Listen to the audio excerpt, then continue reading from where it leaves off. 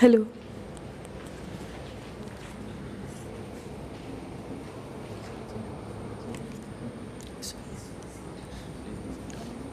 Hello. A warm and pleasant good morning to one and all present here. We, Arthika and John, welcome you all to the one-day symposium on blood and organ donation. Before starting the event, I'd like you all to request to keep your phones on silent.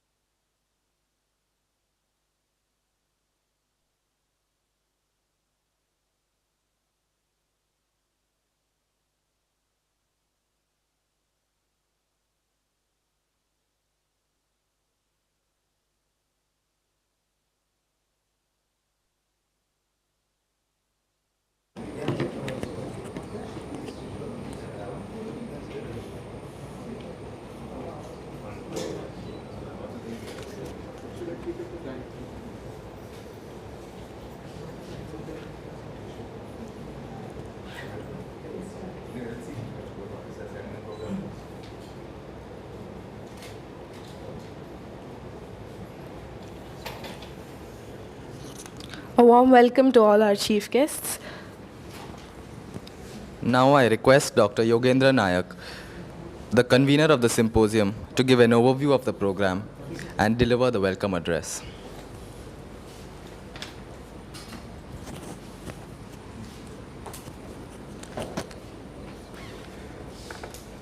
Respected dignitaries, ladies and gentlemen, good morning to one and all. I consider this as my privilege to brief about today's symposium on blood and organ donation. There was a time when organ transplant was considered impossible task.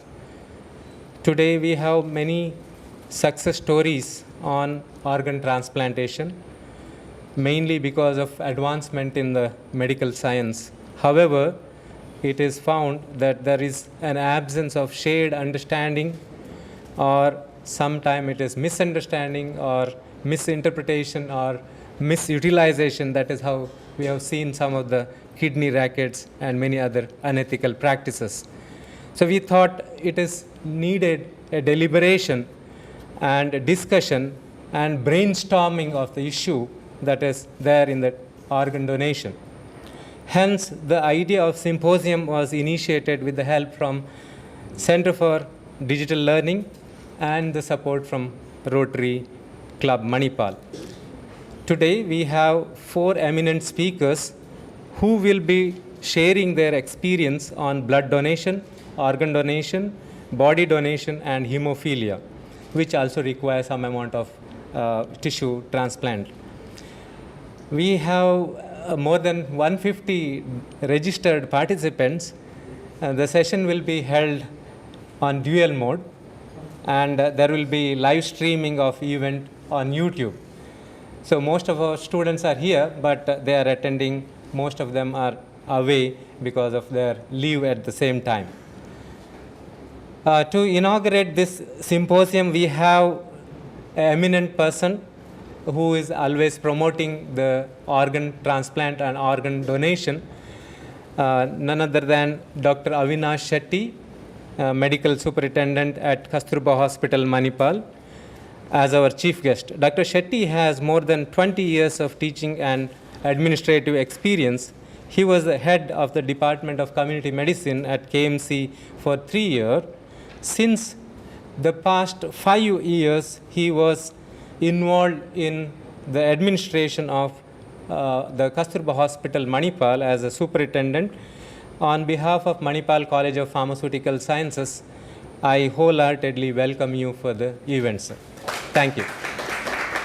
I request to give one bouquet to our chief guest. Thank you.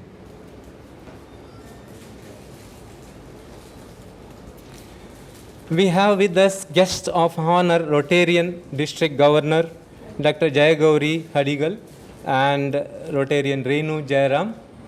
Dr. Jayagauri is a pediatrician and neonatologist at Sonia Clinic, Manipal. Rotarian Renu Jairam is the president of Rotarian Club, Manipal. She is also founder of Craft Mantra at Udupi. I welcome you heartfully, madam. Thank you. Please give one bouquet.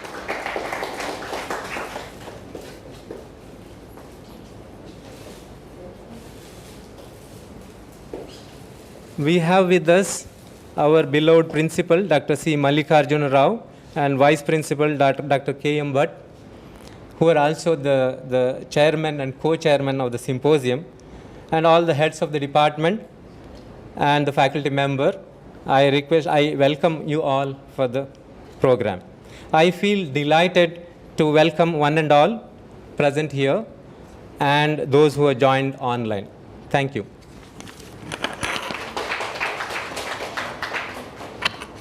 Thank you, sir. Light is a symbol of brightness and prosperity. Let us inaugurate the event by lighting the lamp. I request the Principal, Dr. C. Mallikarjuna Rao, and Vice Principal, Dr. Krishnamurti Bhat, to escort the dignitaries to light the lamp and symbolically inaugurate the program.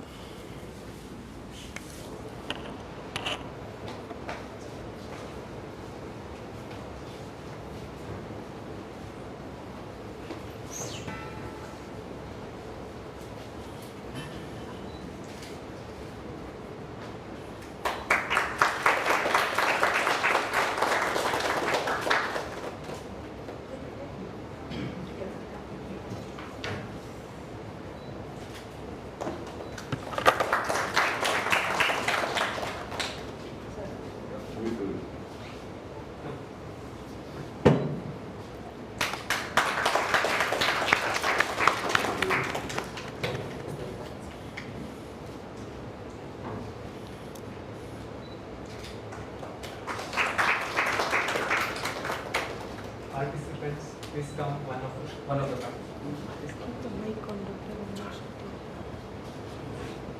Yeah, John. Come.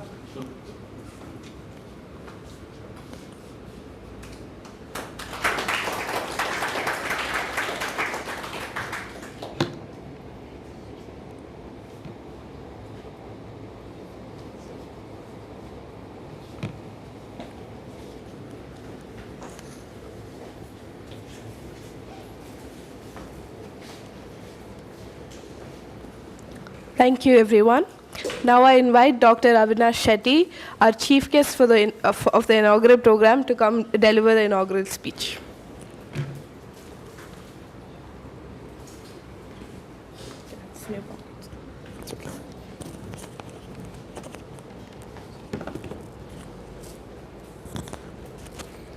Good morning, everyone. First of all, I thank the organizers for giving me an opportunity to participate in this program, which I feel is a very, very relevant program. I don't know whether you have read this news in the last month when plus 2 results were declared in Kerala. There was a girl called Finu Sherin who scored A+, and she went and thanked one Mr. Vishnu who has donated a heart. Now what happened was this girl, when she was in 9th standard, was diagnosed with heart disease. And later doctors told she has to go for a pacemaker, which also didn't succeed. And only way to save her life was to give us a heart transplant. And she was a 14-year-old girl. Getting a live heart for a 14-year-old girl was not easy. But her father was an auto driver, and the cost of treatment was about 50 lakhs. And but the villagers, I think she is from a village called Lakkal in Kerala. So all the villagers helped. Her school came forward and donated almost 10 lakhs. But looking for the donor was difficult. At the same time, in 2018, there was an accident in Kozhikode, and a young person called Vishnu had a major head injury. In that bike accident, he was riding the bike. And this Vishnu was very regularly donating blood. And when the doctors told his father that he's not going to survive, his father decided to donate his organs. So Vishnu's heart was transplanted to this girl, Shirin, and she survived. And she lost 2 years of schooling, but she scored A+ in SSLC, and recently in +2 she scored A+. And today she says she wants to become a doctor because understanding these issues. Why I gave this incident is, this just tells us the importance of organ donation. I know in India, I don't know whether you're aware, every year about 4 to 5 lakh people die for not getting the organs. About 2 lakh people die because of extensive or terminal liver disease. They die because they don't get liver. About 50,000 people die because of heart disease, because not getting heart for transplant. And many number become blind because not getting the corneas. So if you look at this number in India, that almost every year 5 lakh people are dying. But at the same time, we look at other way around in India, what is the rate of organ donation? Why people don't donate organs? This is sad statistics in India. About 1.5 lakh people die of road accident in India. Majority of them die because of head injuries. And majority of them could donate organs.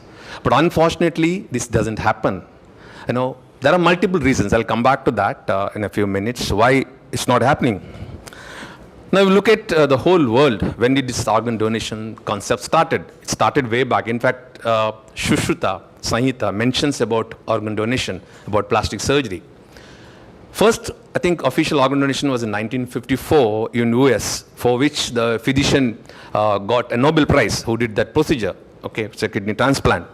India, the first successful transplant was done in 1970. But in India, as you know, things always starts late, though in the world it was already, was advancing. Only in 1994, Government of India enacted a law. There's a Act, Organ Transplantation and Tissue Transplantation Act of 1994, which defines, who can donate organs, how it can be donated, what is the legal provisions for that. But nothing much happened in India till almost 2010. And later this act was amended. Now in 2011 it was amended, and 2014 it was again amended. Now we have a national organ transplant program is being implemented, and we have an organization called NATO, National Organ Tissue and Transplant Organization. We have regional organization, we have state organization. Now if you look at a country like India, as I said, about 5 lakh people we could save every year. I give an example of this young Kerala girl. She would have definitely died if not this person who donated the heart. Now, the important reasons we need to look at in India is, as Yogendra mentions, about you would have heard of kidney racket, the human trafficking for organs. There are many movies or series are made on this. Actually, even today, on and off you find the kidney racket is being burst. Unfortunately, many doctors are involved in this. It's a very difficult situation, okay? Because in other way, if you look at other way around, the process is also complex. It's not so easy. So maybe some doctors, out of compassion to help the patients, also may be doing it. So all this were taken into consideration, and this amendment came since 2014.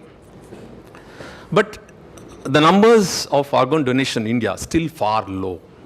I'm not talking blood donation here, I'm talking about organ donation. When you look at organ donation, the 3 important organs which we require in thousands is kidney, heart and liver. Which are vital organs which could save lives of many people, especially young people. Now, as you know, why this is not happening? Number one, not many people know about it. I get a call every week. Someone calls me and said, I want to donate my body, I want to donate my eyes, what can be done? Or somebody, in fact, I get a call even when some death happens, can we donate kidneys? I said no, because you can't donate, a person died of a cardiac disease, you cannot donate the kidney, because these are vital organs that require the blood circulation, only a brain dead individual can donate. So people don't have a knowledge, including medical persons. What is the process, how to donate organs, how it is done, there's no, complete lack of knowledge, number one. And number two, a lot of myths, misconceptions, cultural beliefs, religious beliefs. I remember 20 years back when I was in Karkala, my close friend's mother died. He wanted to donate cornea, eyes. So he called me, he's a Rotarian. He called me and said, you want to donate? But he told me one condition, that nobody in his family should know about it. I said, it's very difficult, how to do this?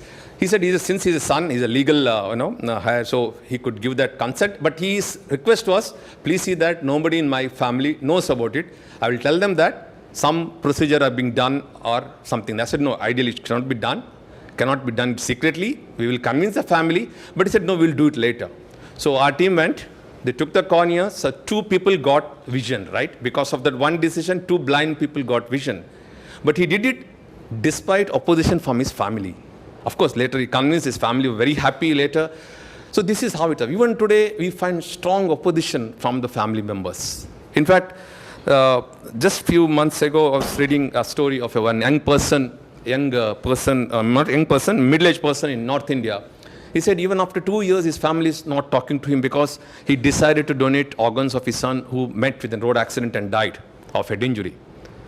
So that's a strong, cultural beliefs, or to say that the fear of disfigurement. People saying if you remove organs, the body will be disfigured, and that is not good. And India, a land of beliefs, and we have a lot of beliefs post-death also, right? We want to take care of people even after death, right? So we want to have a lot of these rituals. So strong cultural opposition. That's number 2. And number 3, the lack of concept of understanding brain death. As you all know, there are 2 ways of looking at it, right? A person who died, let's say a person who died of a heart attack or a cardiac death, he can donate most likely only skin or maybe eyes. But a person whose brain dead only can donate the vital organs. Now, what is brain death? Since 1994, it's legalized, but it's very difficult because you need to have a team of doctors who could declare a brain death. Then they should be knowing what are the legal provisions and convincing the family. See, it's very easy for me to tell, but for a family, they look at the person, his heart rate is fine, his kidney function is fine, except his consciousness, everything is fine. So they say, go on, treat the patients, try your best. He can still survive. So it's very difficult. The time is very important. When we know that person is unlikely to recover, his brain is almost dead, stopped functioning, but his vital organs are functioning.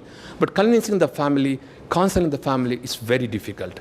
We do that. In fact, we have done almost more than 15 organ transplant in Kasturba in the last 10 years.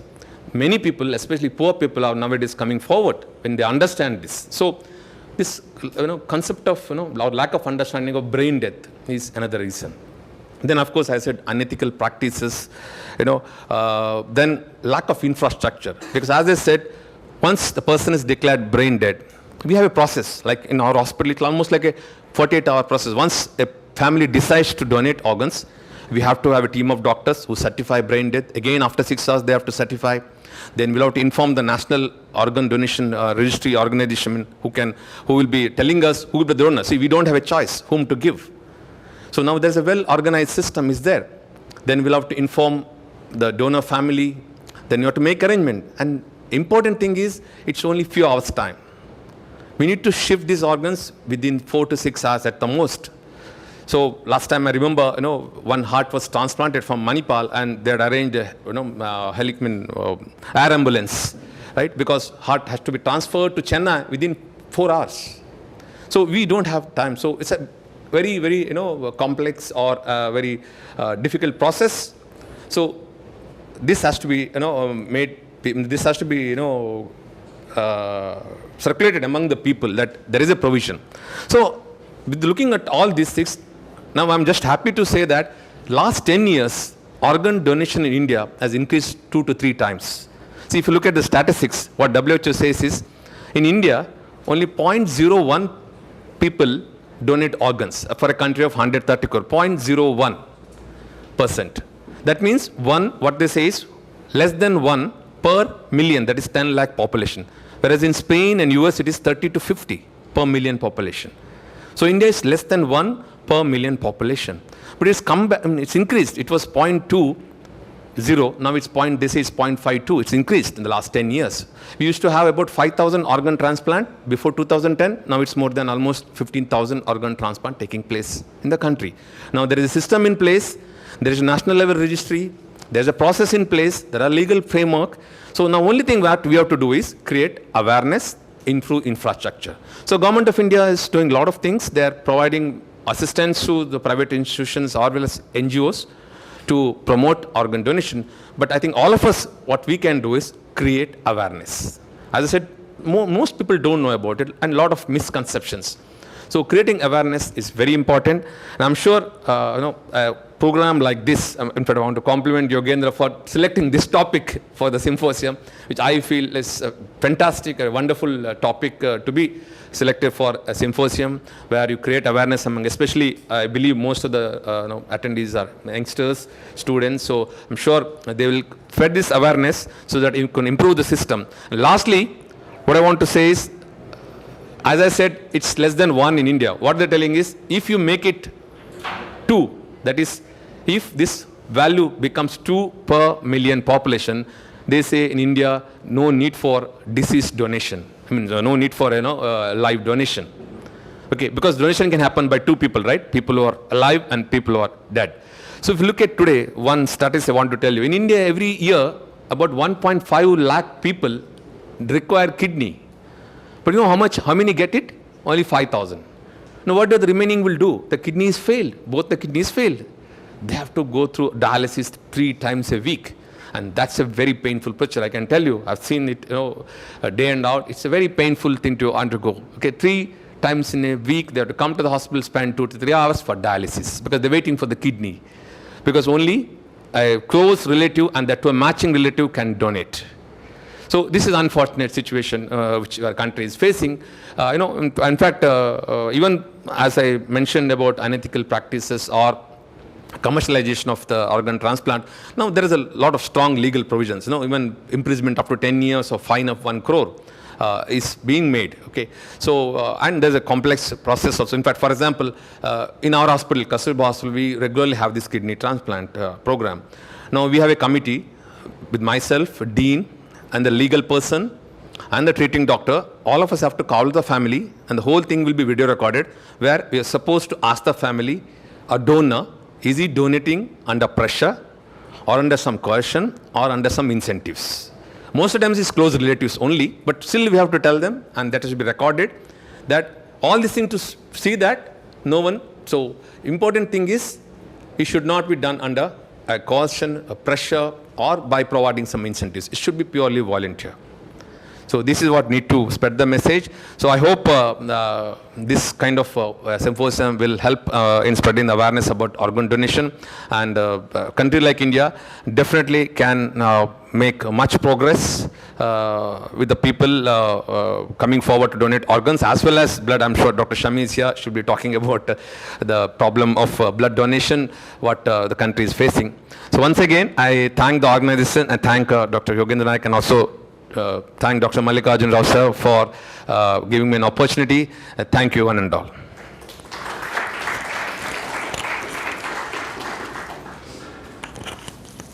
Thank you, sir. That was an enlightening talk. Now I invite guest of honor Rotarian Dr. Jayagauri Hagidal to come speak a few words.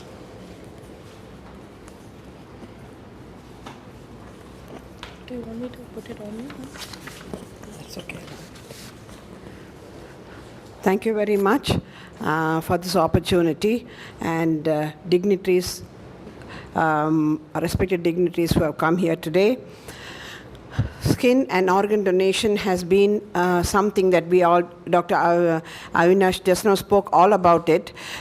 This has been a topic that has been going on for a long time, but very little has been really done. So this year in Rotary, we decided to take it up as one of our district projects, skin and organ donation. You all know that there is a skin bank that was started by Rotary in the Rotary Club of Manipal town, and that is doing very well. It has been started with a huge cost of nearly 1.5 crores and as a global grant from Rotary, but still it is not there are not many donors giving the skin to help the skin burns victims, because we all know that treating a burns victim with the skin is much easier with less infection and better healing. So, but that's not happening. So that's the reason we took it up as a district project, and we are planning to do it. So many times we see videos of a person who have got a heart. She told a beautiful story of this girl. What's her name, sir? Finuchere, right, who got a heart. I can't believe that. Actually, it's unbelievable. At 14 years of age, she had a heart transplant and then went on to do her SLC and her PUC, which is something that is really invigorating for all of us to know that we can help even after our death. And we need to have more and more people having that idea. And not only us, we can donate our body, but we must also influence our families and friends to get that awareness that we can donate and help somebody even after we have gone.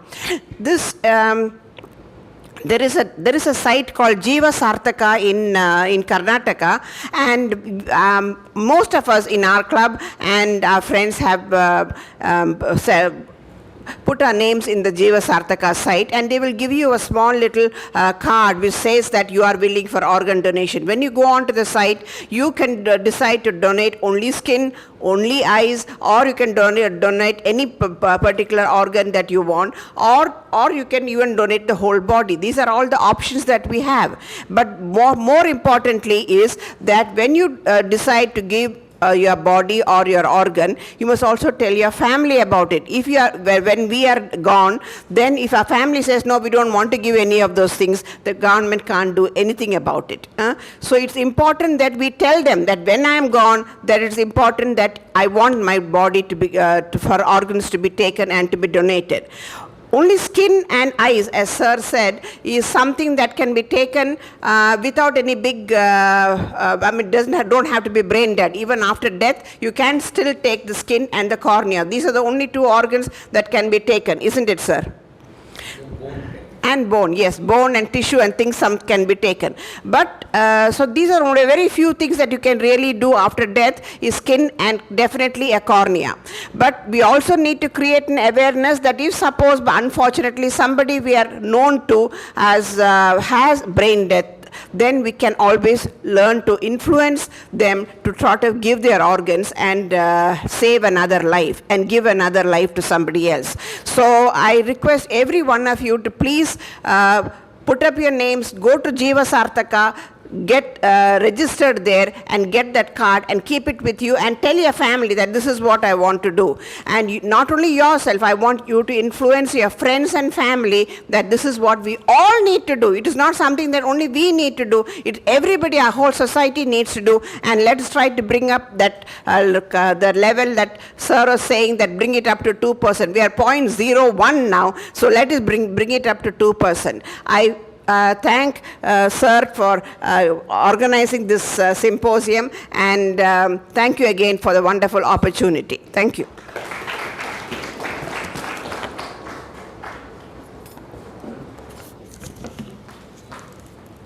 Thank you, ma'am, for that very moving speech. You've given each and every one of us a lot to think about. Thank you. Now we come to the end of the inaugural program. I request Rotarian Renu Jayaram to come speak a few words. Yeah, you can actually. It is quick.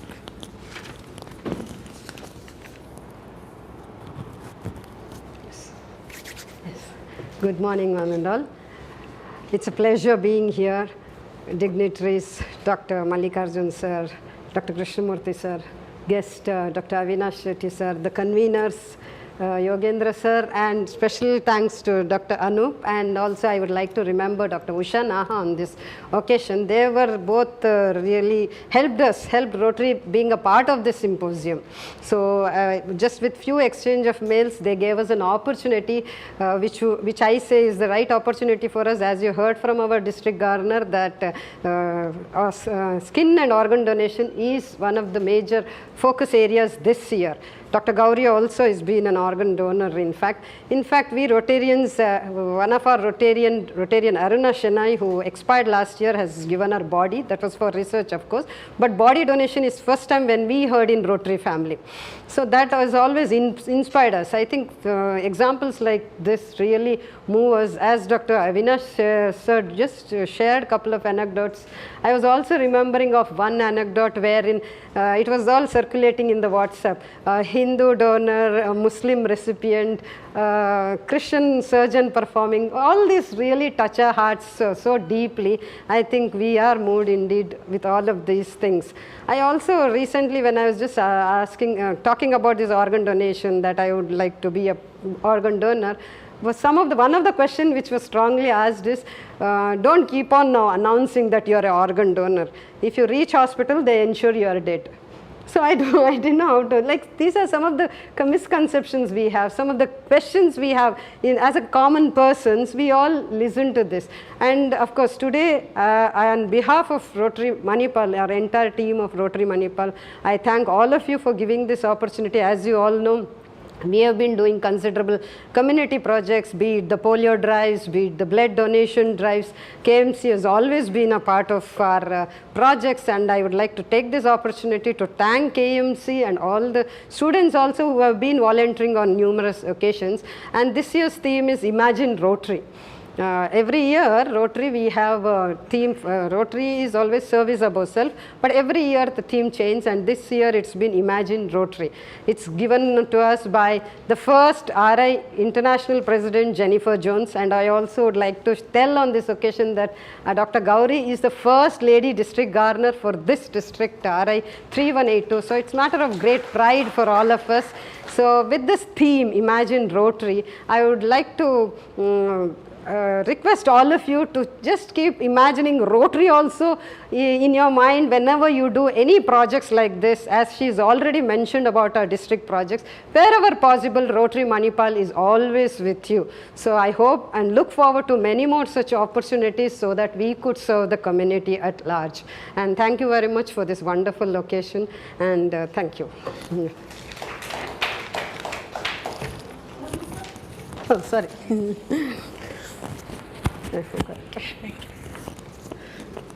Thank you, ma'am, for that heartfelt and witty speech. Now I invite Dr. Yogendra Nayak to give the vote of thanks.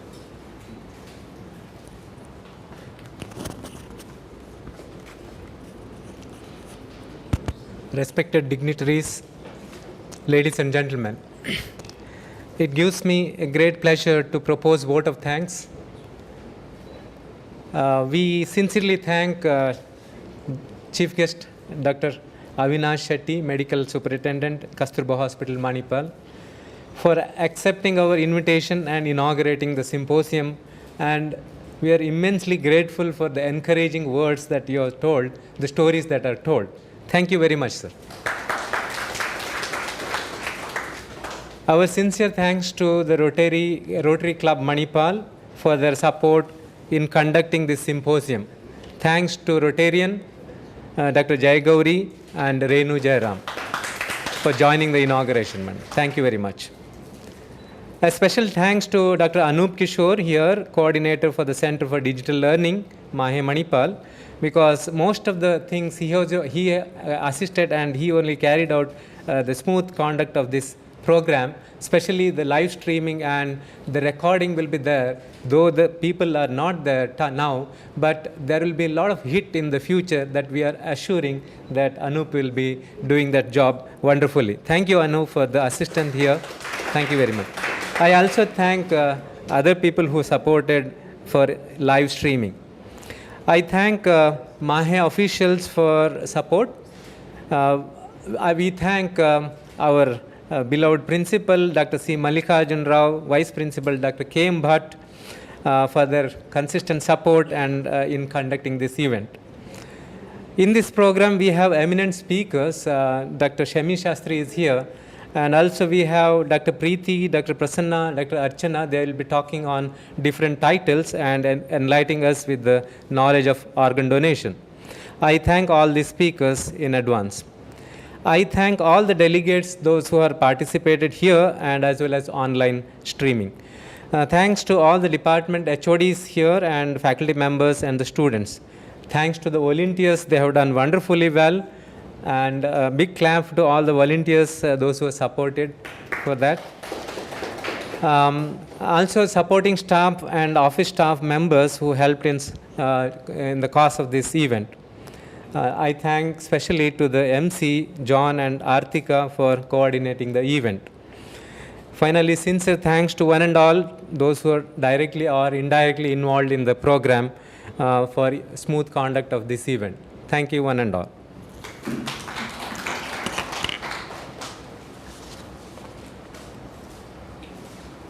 I could just make an announcement, on August 13th, we are having a rally from Udupi to Manipal, and at about 4:30 on August 30th, because it's International Organ Day, Organ Donation Day. So please come at Tiger Circle in near the auto stand area. We'll all be there. So please take part in the rally and be there. Thank you so much, all of you.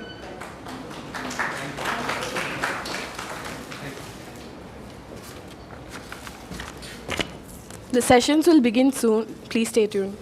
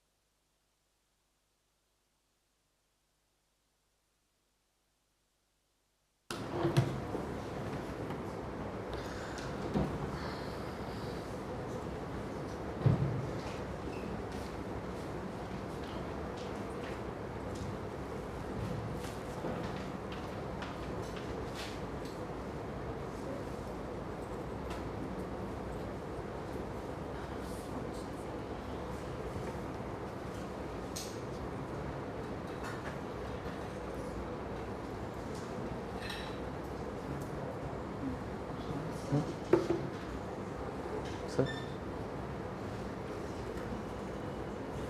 Our first speaker for the day is Dr. Shami Shastri, Professor and Head in the Department of Immunohematology and Blood Transfusion, Kasturba Medical College, Manipal. She completed her MBBS from Kasturba Medical College, Manipal, and then went on to do her MD in Transfusion Medicine from Sanjay Gandhi Postgraduate Institute of Medical Sciences, Lucknow. She is currently the Secretary of the Asian Association of Transfusion Medicine, India, and a member of the International Society of Blood Transfusion, Indian Society of Transfusion Medicine. She has bagged several awards, which includes the Harold Gunson Fellowship by International Society of Blood Transfusion, Indian Society of Blood Transfusion and Immunohematology Young Scientist Fellowship, Young Scientist Award by the Indian Society of Transfusion Medicine. She will be talking about blood donation. Welcome, ma'am.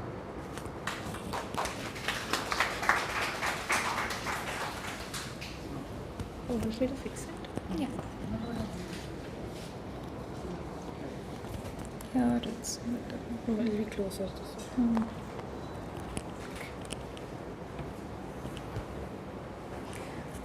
Good morning, everyone. At the outset, I would like to thank the entire team MCOPS and Dr. Yogendra Nayak sir and Dr. Anoop Kishore for providing me this opportunity to interact with you all. So, we have been having a long association with the MCOPS.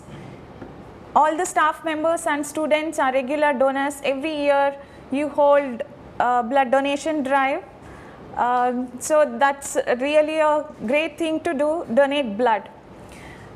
Over the next 30 to 35 minutes, let us see some of the facts about blood donation. Why should one donate blood?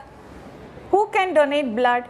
Some of the misconceptions and what will happen to the blood that you have donated, advantages and benefits for the blood donors.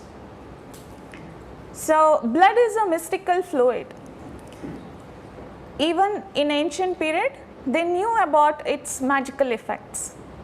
So, in China, they thought the soul is contained in the blood, and they had several experiments, and they tried even taking bath using blood. Later on, they tried transfusing animal blood, and animal to animal transfusion, animal to human transfusions, but all those experiments failed because of various reasons. And it was in 1818, James Blundell, who was a Austrian obstetrician, he noted that several of his patients, they were dying following delivery because of massive blood loss.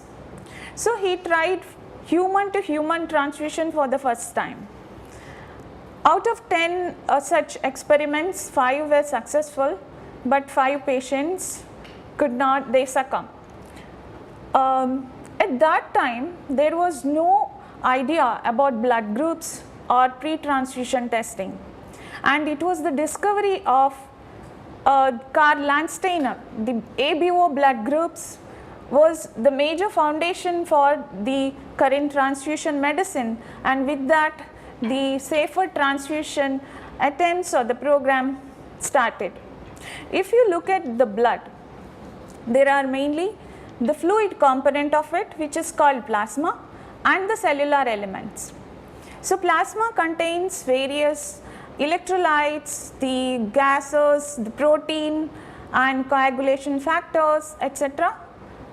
And cellular elements has red cells, platelets and leukocytes.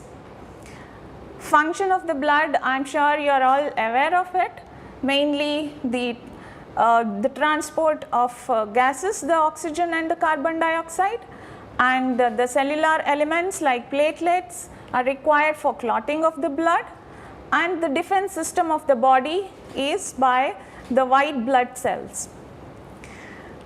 So who requires blood?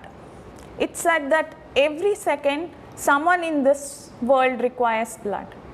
It can be for a father undergoing cardiac surgery, or a small baby, or a mother who has given birth to a baby, or to a brother who has met with an accident, or someone who is suffering from cancer or congenital disorders like hemophilia and thalassemia.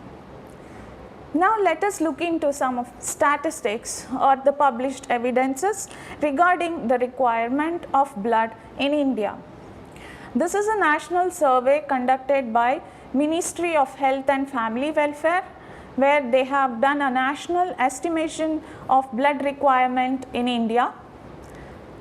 The clinical demand for blood for red blood cells is around 6.6 million units, and for platelets it's about 1.8 million units, whereas the supply is only about 1.4 million units for the platelets. So overall we have a clinical demand of 14.61 million units per year, whereas the supply is only about 11.1 million units. So you can see a huge gap here, about 2 to 3 million units per year. So further, if we look into the details of the clinical demand, 41% of the requirement is for the medical specialty, patients who are taking treatment for various medical conditions. 27% is for patients who are undergoing surgery, 22% are for obstetric and gynecology patients, 8% is for pediatric cases. Under medical specialty, 32% of the patients are suffering from the nutritional anemia. So when we go for different blood donation camps, we screen them using simple tests like hemoglobin estimation. So most of the donors who want to donate blood, they are willing to donate blood, but they are not able to donate because their hemoglobin level is less. That could be due to iron deficiency anemia. So when the level falls below 5 gram per cent, then such people may require blood transfusion to bring up the hemoglobin level. 9.7% of the patients who are suffering from end-stage renal disease, and 5.8% of the requirement is for patients with gastrointestinal bleed, and 5% for patients with chronic liver disorder. Similarly, under surgical conditions, 25% of the estimated demand is for orthopedic surgery. Because of the road traffic accident or some fractures, when they do orthopedic surgery, they require blood or blood components, and 11% for polytrauma cases, 8.4% for oncosurgery. For obstetric and gynecology conditions, 34% of the requirement is for patients with anemia in pregnancy, and rest is mainly to manage the complications that happen during delivery or post-delivery. One of them is PPH, that is postpartum hemorrhage. So here I would like to discuss about some of the case scenarios where we transfuse multiple blood products or the components. So this particular case which we recently had is about a 21-year-old lady. Following delivery, she started bleeding massively. Her blood group was O negative, and she would have already lost around 3 liters of blood.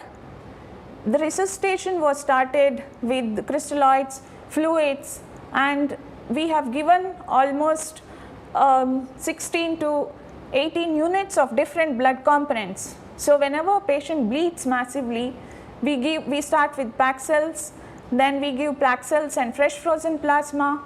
When the platelet count drops down, then we add on platelets. When the fibrinogen drops down, then we add on the cryoprecipitate. So this is how we transfuse for or resuscitate a massively bleeding case. This particular case was very difficult to support because her blood group was O negative.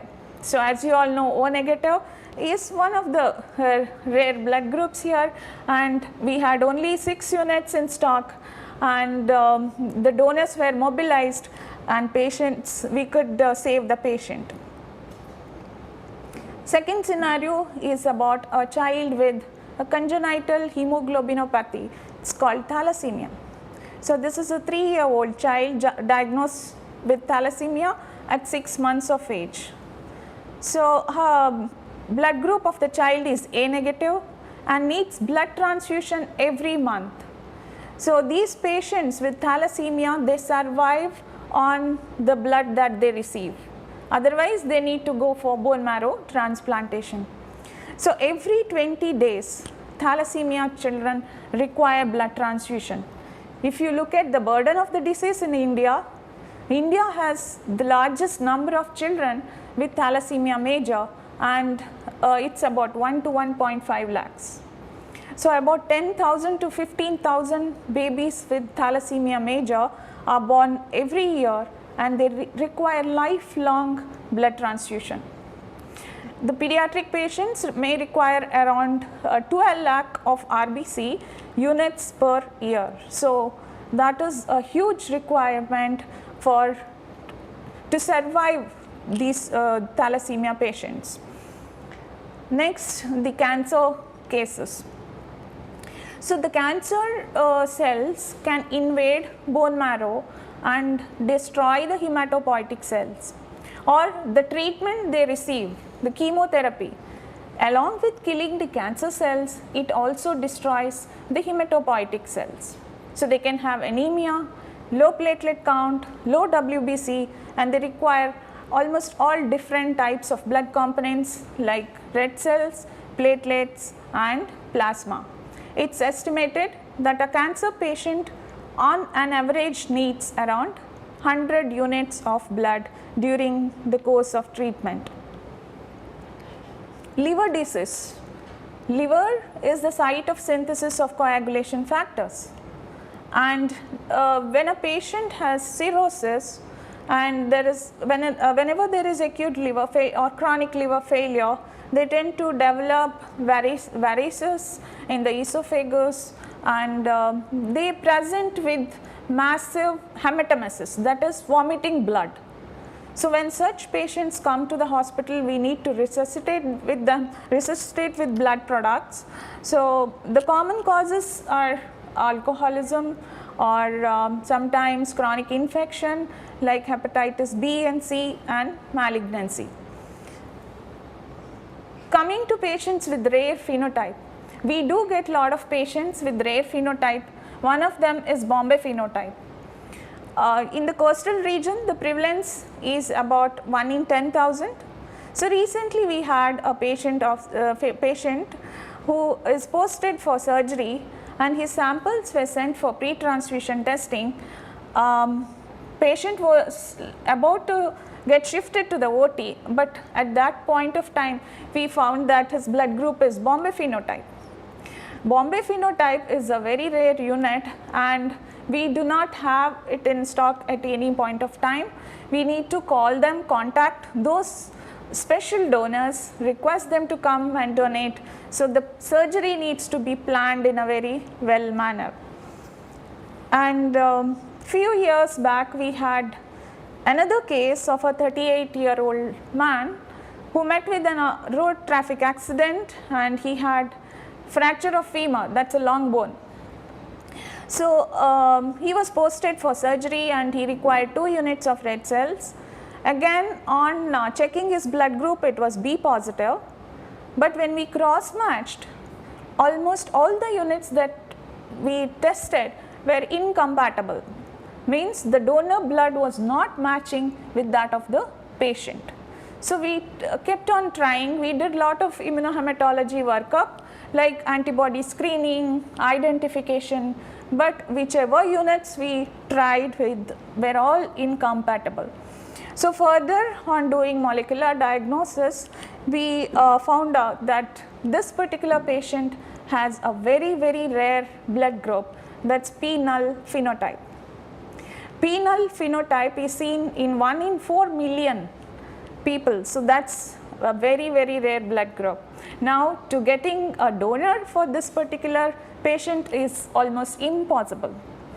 So what we did is, his hemoglobin was low, we postponed his surgery, we gave him erythropoietin, Hematinix, so his hemoglobin went up to around 12 gram%, and then further surgery was done, so conservative management was done. So blood and blood products are so important because there is no alternative for these cells and we cannot manufacture them. In India, we have a huge population, so blood donation should not, the scarcity for blood should not happen. It's estimated that even if 2% of the eligible Indian population donate at least once a year, then blood requirement can be easily met. Next, moving on to the process of blood donation. What are the steps involved? First of all, we do a donor counseling where we inquire about his health history, the habits, then a brief medical examination will be done. Donor selection involves testing for hemoglobin, blood grouping, checking his blood pressure, etc. Monitoring of the donor during donation, post-donation care will be given, and further we do testing of the blood units, component separation, donor notification, etc. The next question is, who can donate blood? It is said that anyone between 18 to 65 years who is healthy can donate blood, and their weight should be more than 45 kgs, hemoglobin should be more than 12.5 gram per dl, and BP and pulse rate should be normal. In addition to that, we have some special questions to be asked for the donors. It's about their health, whether they are suffering from any chronic illness or chronic infection, so whether they have repeated diarrhea, weight loss, fever, etc., etc.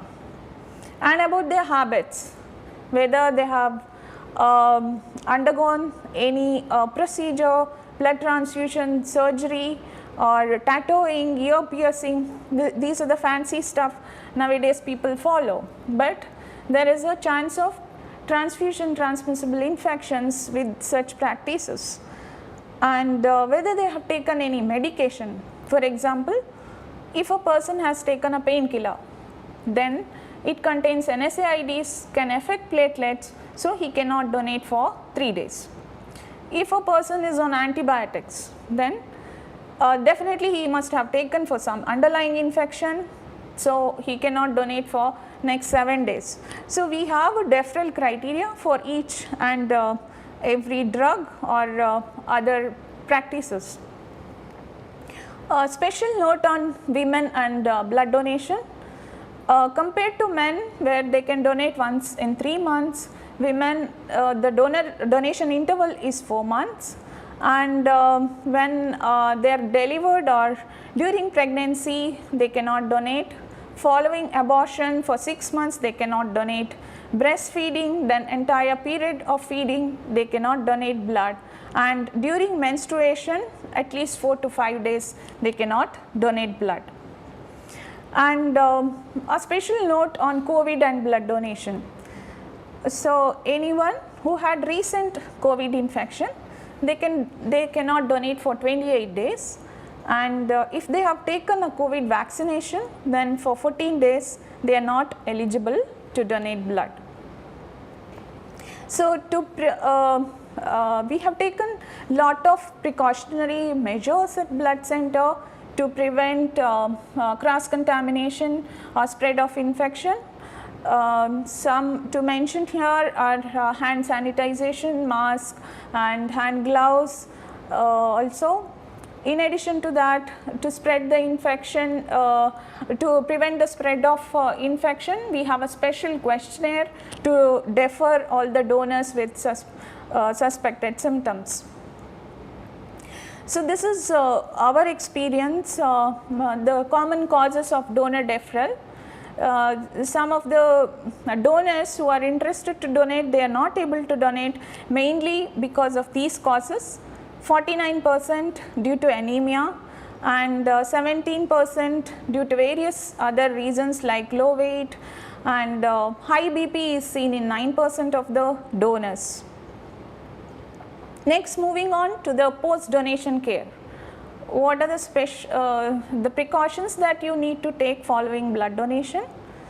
They are the simple instructions like you need to take rest for 10 minutes, drink plenty of fluid, because we will be collecting around 350 to 450 ml of whole blood. So you need to replenish it with a lot of fluids.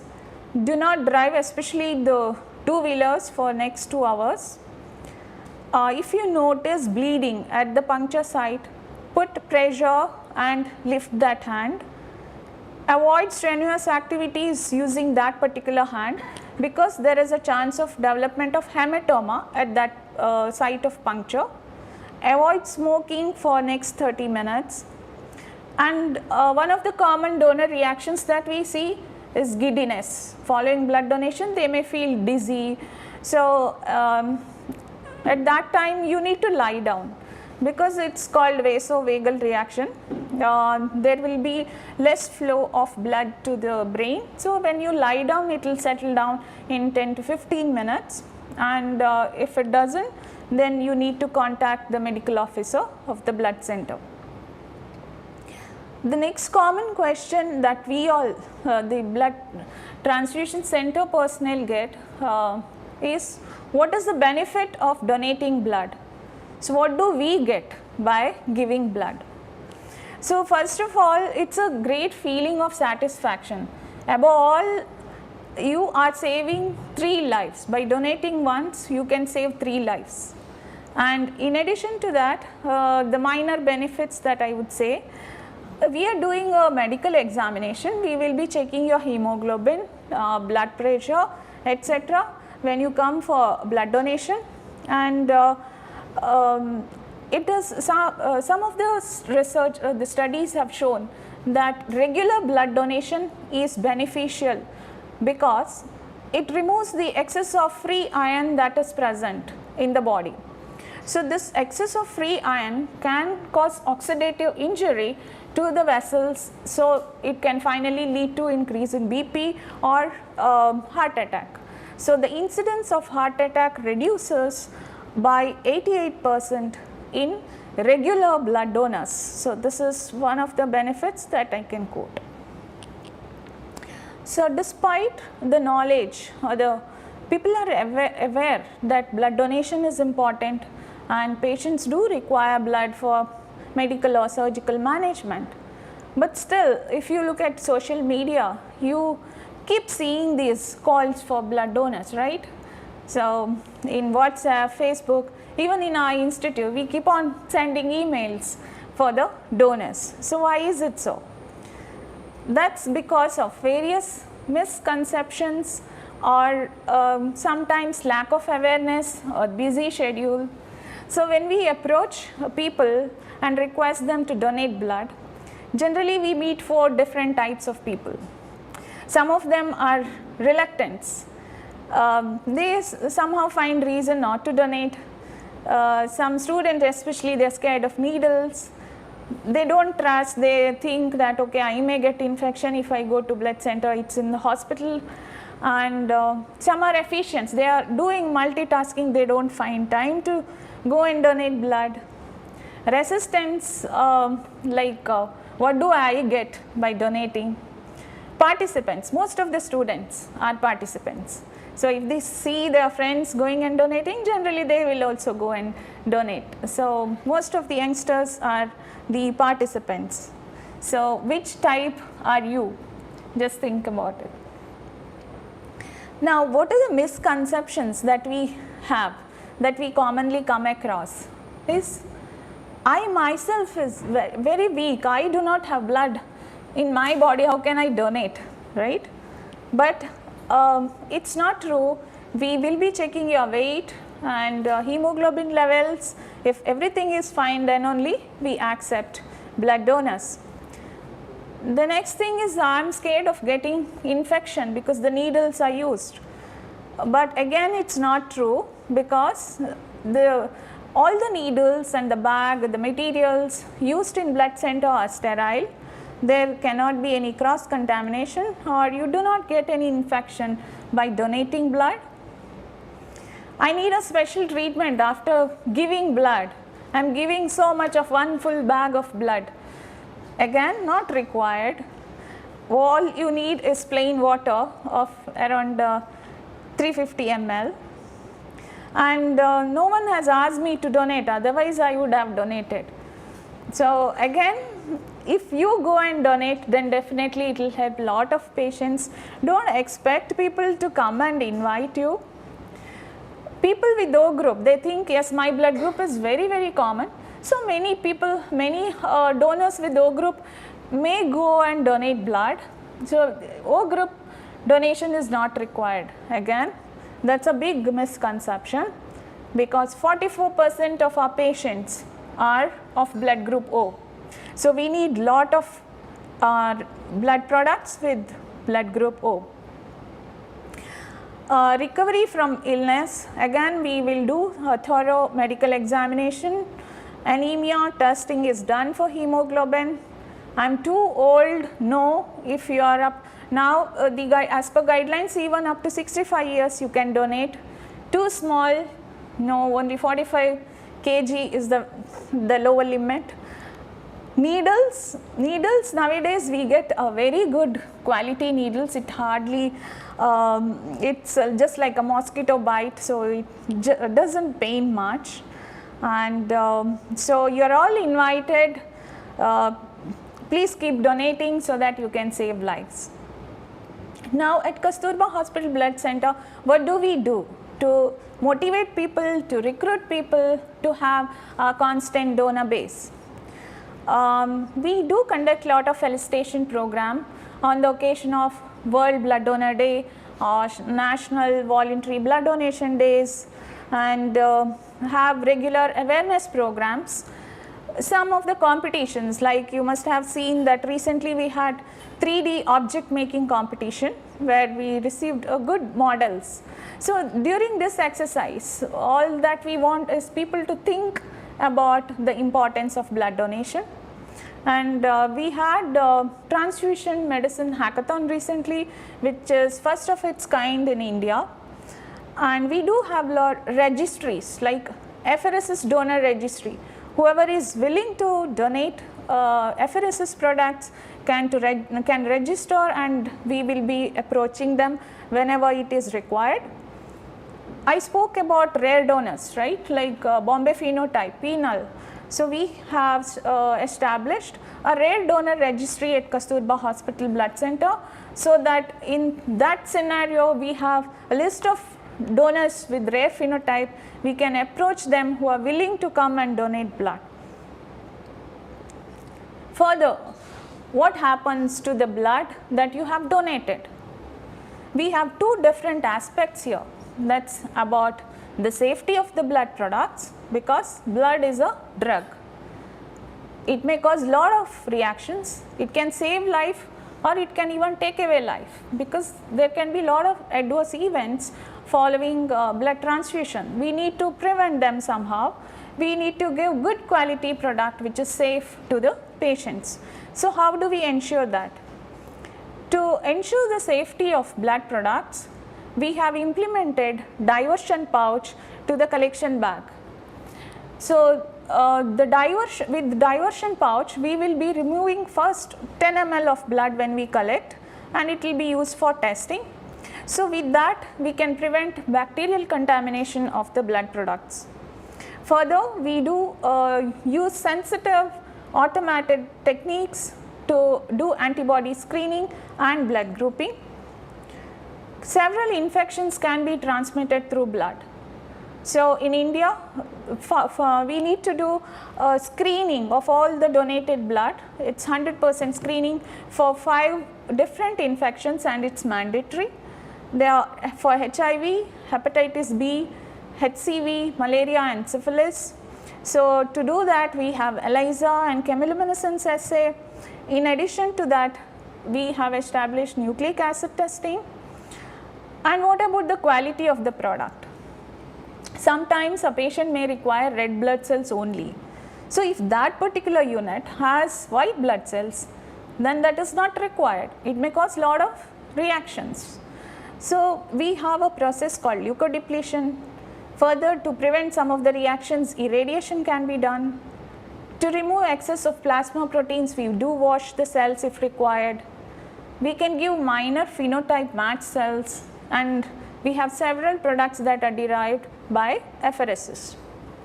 So this is how we do screening for transfusion transmissible infections using high-end technique which are very sensitive and specific. Using a good quality testing kits with very good sensitivity is very important in transfusion safety. So when this is a table showing the window period for different testing assay methods. If we use chemiluminescence assay or ELISA, then we can have a window period for these infections like HCV for about 60 days. So if a person has got HCV infection which is acquired within 60 days, it may go undetected when we do ELISA. Finally, patient may get that particular infection. But if we do high-end testing like nucleic acid testing, then the window period reduces to 7 to 3 days. So that's how nucleic acid testing is very useful in reducing residual risk of infection. Next, simultaneously when these tests go on in the lab, we do processing of the blood. That's called component separation. So from one unit of blood, we can have 3 different products. So when we centrifuge, there will be formation of 3 layers. The plasma will be separated, platelets can be separated, red cells can be separated, and it can support 3 different patients. The leukodepletion process that I mentioned is done to remove the leukocytes or the white blood cells, which is called a contaminant product for red cells or the platelets, and it is useful in preventing febrile reactions following transfusion, especially patients who get recurrent blood transfusion like patients with thalassemia or oncology cases. They may get fever following blood transfusion. It can be prevented by using leukodepletion filters so that white blood cells are removed. Coming to a special type of blood donation. So we spoke about whole blood donation. Now we have this machine called apheresis equipment. Here we can collect only the desired component of blood. So in this particular donor is donating platelets. His whole blood goes inside the machine. It extracts only platelets Rest, the plasma and red cells will be infused back to the donor. So this kind of donation, you can donate platelets more frequently, once in 48 hours. So in a year you can donate 24 times. And the quality of the product that is derived by apheresis is much more than that of the whole blood products, and it is 1 unit is equivalent to 5 units that are derived from whole blood. Another type of donation is granulocytopheresis. In some patients who are especially admitted in ICU, they get infections that are resistant to mainly antibiotics that are administered. So multi-drug resistant organisms. How do we tackle them? Such patients, we can infuse granulocytes, which are nothing but the defense cells, which will go and attack the infectious organism. So it will be beneficial for such cases. So you can even donate granulocytes using apheresis and stem cells. So there are many different procedures that we can do using apheresis. So to summarize, you need not be a doctor to save life. Go and give your precious blood and blood components and save life. Thank you.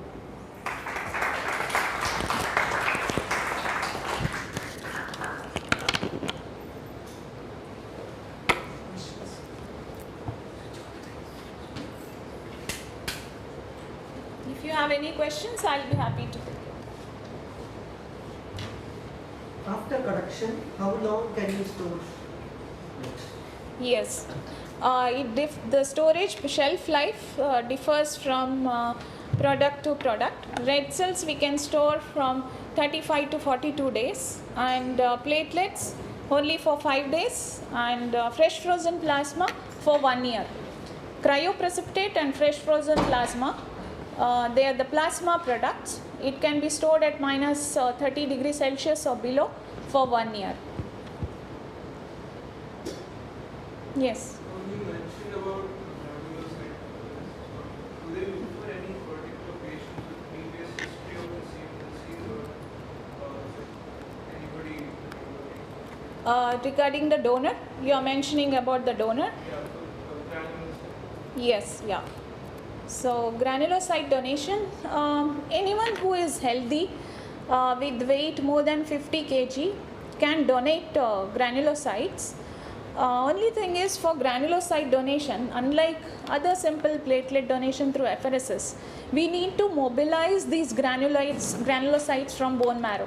So we give them mobilization injection, that's called GCSF, on the previous day, and repeat WBC count the next day, and then we can collect. So there is some additional step compared to other type of blood donation. Good morning, ma'am. Good morning, ma'am. I'm a blood donor motivator.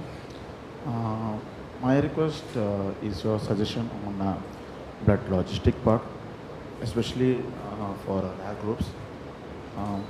Some two major things which we face in our daily routine, almost daily, is that sometimes. Okay, better. Okay, thank you. It's a. I mean, my queries are regarding blood logistics, especially for rare groups. There are two major concerns. One is the actual transport, because many doctors, and including us, we are highly doubtful on the quality of blood while it is getting transferred, and how best we can preserve it, especially for the temperature part. And the second thing is that for the bulk transportation, I understand that we can only transport it once. So, I mean, I'm not sure, but that's my current understanding. So, unless and until we are very much sure that he really needs the blood, we need to wait till the last moment for the blood to transport, just because of this legal standing. So, if you could please make a few comments. Thank you. Yeah, so regarding bulk transfer of blood from other blood centers, right? Yeah, we have rules given by the authorities, Ministry of Health and Family Welfare, that we should have a MOU with another blood bank. So in case of crisis, we can do bulk transfer of blood, but the testing responsibility lies with the mother blood bank. And we have to just get it, do the documentation part, and just check the compatibility and issue the blood. Rare blood groups. Sometimes we can, to save the life of the patient, we can get rare blood groups from other centers. We need to maintain the cold chain. For example, for red cells, for transportation purpose, we need to maintain the temperature between 2 to 6 degrees Celsius. Whereas platelet, it is quite easy. It's at room temperature. And plasma also, we can use dry ice and good quality coolants and boxes to transport the blood product. It's quite possible.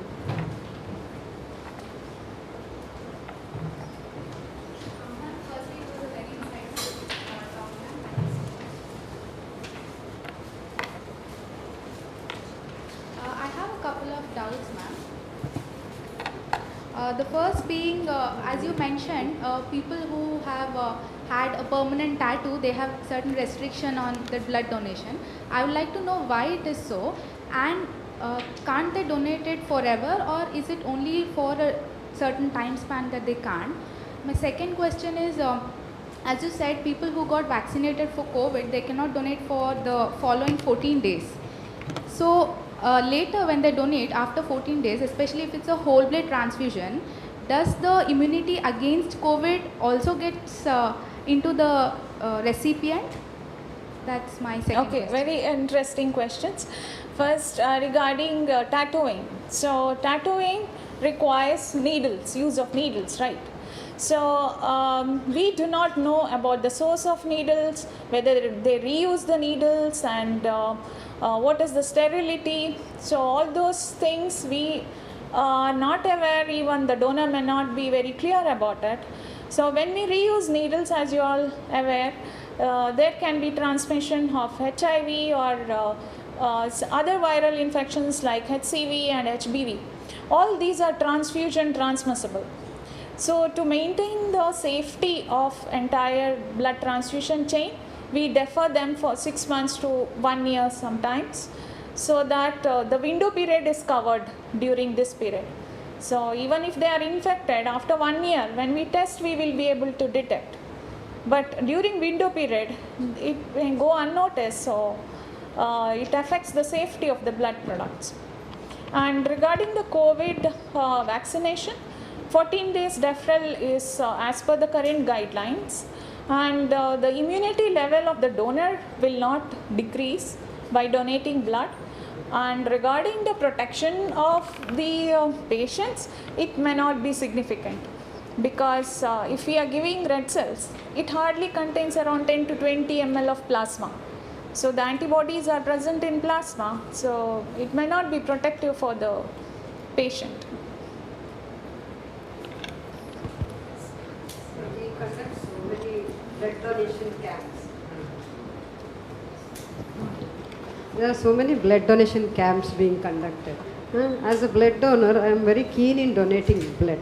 But my only concern always, I usually have donated when there is camps here or by Rotary. But I see many camps, but how are we assured of the hygiene when it is conducted elsewhere? That's one of the concerns. Are there any guidelines that is being followed? Something like that. How safe is it is what I want to understand. So all blood centers are strictly controlled by Drug and Cosmetic Act. And regarding the hygiene, there are some mandatory guidelines that we need to follow. So once all those bags that we use, they are connected to the needles, and we need to discard it, and it is interconnected. We can never reuse the needles or any of those materials. So it's once used materials. And the phlebotomy and the cleaning, that's the major concern, right? Other than that, there is no invasive procedure as such involved. So blood donation is very safe. You need not worry about it. Wherever it is. Yes. Madam, I have three questions. In fact, one question you already answered. That is about the blood bank regulation. Yes. Because most of the students are pharmacy students. What exactly the Drug and Cosmetic Act will say in regulating the blood bank? That's the main question. But another one question is, you mentioned that leukocyte depleted blood. Leukocyte depleted blood also, as per my understanding, it also decreases the transmission of some of the diseases, especially Yes. HIV and all. So, is there a specific guideline for these kind of transfusion? Yes. Another question. Thank you, madam. Yeah, regarding Drug and Cosmetic Act, it is mandatory for all the blood centers to follow. They have very strict rules and guidelines regarding starting from the point of donor questionnaire. They have a well-established guidelines, and students can go through it. It is available online. So donor selection, donor counseling, collection of the blood, testing, quality control, processing, everything is covered under Drug and Cosmetic Act. And secondly, regarding leukodepletion, we can ensure the safety against leukotropic viruses only, like cytomegalovirus. So, but not for other TTIs like hepatitis and HIV. There are evidence-based guidelines on use of leukodepleted blood products. Currently, the established guidelines is for patients with recurrent febrile infections. So, whoever gets fever following transfusion, then for such patients, we can advise leukodepleted product, or NICU patients, leukemia patients, patients undergoing bone marrow transplantation, oncology cases where you want to prevent CMV infection, or HLA alloimmunization. Then for such cases, we can advise leukodepleted products. Whereas in other countries, developed countries, they have universal leukodepletion, which is not possible which is not practical because of cost factor in our country, because each of these leukofilters cost around 1,200 to 1,500. So that's an additional cost that the patient will have to bear. So only for specific conditions we do leukodepletion and provide.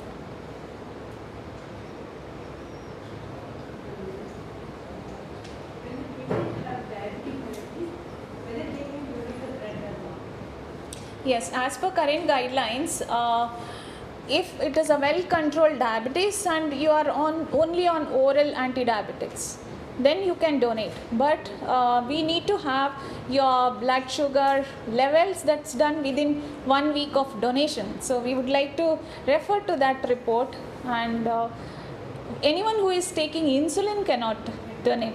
Yes.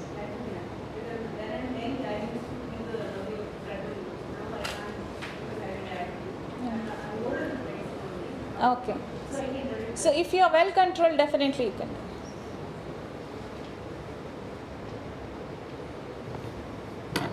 Does Kasturba Hospital Manipal also have facilities for separating clotting factors or fibrin or? We do have plasma. Plasma we can prepare. It's called fresh frozen plasma or cryoprecipitate. Cryoprecipitate contains fibrinogen, factor 8, factor 13 and von Willebrand's factor. Whereas we do not have facility to fractionation. Yes. So we send the plasma, excess plasma units to the fractionation centers where they do this process. It requires a factory setup. Cannot be done in a simple blood center. And one more question, madam. You were talking about the hackathon. I think it was conducted in association with Bioincubator or MUPI. No, it was with the Innovation Center. Yes. Yeah. So, are there any very interesting outcomes from that? Yes.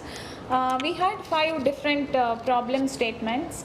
Mainly to turn first time donor to regular donor. Second problem statement was to promote female blood donation, because we have less than 5% of donors who are women. So somehow to encourage women to donate blood, that was another problem statement. Third one was to improve the experience of the donor while donating. So otherwise it becomes very formal thing, donating blood. If it is enjoyable for the donor, then we felt more donors will come. So the winner proposed a smart card for the donors. So the second, the person who got second prize said virtual visuals where he can donate and have that system and enjoy that period of 10 to 15 minutes. So that was another suggestion. On that context, I would like to ask, you mentioned that women donors are less. Why is it so? What are the reasons for it? Yeah, first of all, low hemoglobin level, especially in college camps, like even in MCOPS, you all must have experienced it. Most of the girls have nutritional anemia. Their hemoglobin is less than 12.5. For Indian women, a cutoff of 12.5 is quite high. So other than that, maybe it's like they're scared of needles, or the family members may not allow them. So I feel these are the common reasons. Yes, anemia is the major cause. Whenever we do a donation drives, many of them interested but get rejected. True.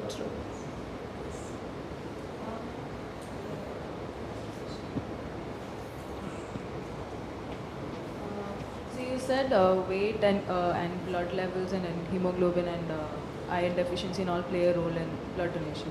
So if a person is below the optimum weight but is having proper hemoglobin iron deficiency iron levels, will they still be able to donate? Below age? Below the optimum weight for their weight BMI. less than 45 kg, then we cannot collect. Why? See, when we collect blood, we take the volume will be around 350 ml to 450 ml. It is not supposed to exceed 9 to 10% of his blood volume. So minimum weight required to donate blood is 45 kgs. Age is 18 years. To give a consent, he has to be 18 years. Can you please elaborate on the Bombay phenotype? Yes. So Bombay phenotype is a very rare blood group. So you must have heard about A group, B group, AB, O, positive, negative, etc. Right? So in patients with Bombay phenotype, they can be donors also. They are healthy otherwise. Due to some mutation, these antigens are not expressed on the membrane, red cell membrane. So there are no A antigens, B antigens. All that they have is only H antigens, and they have antibodies against A group and B group. So when they are patients, they cannot receive blood from A group, B group or O group. It all tests incompatible. That's why it is very difficult to support such cases. Their plasma has antibodies against all the other blood groups. It's because it was detected for the first time in Bombay. Dr. H.M. Bende detected it in Bombay, so that name was given as Bombay phenotype. So it's not seen outside? It is seen, but because of that discovery, that it's common in India. Now that tradition of naming diseases and medical terminologies associated with the place name is discontinued. Just like telling Wuhan virus and all, we don't tell that. So this is an old tradition. Yes.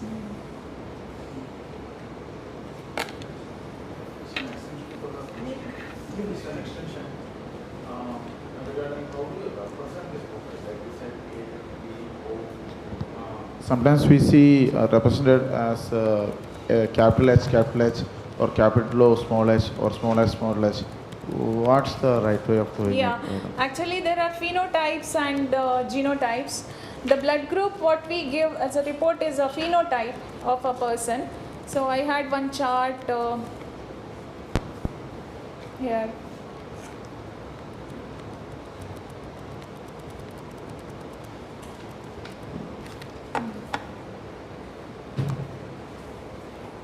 So if you can see in this table, this is a phenotype of a person. If A antigens are present and RHD antigen is present, they are called A positive.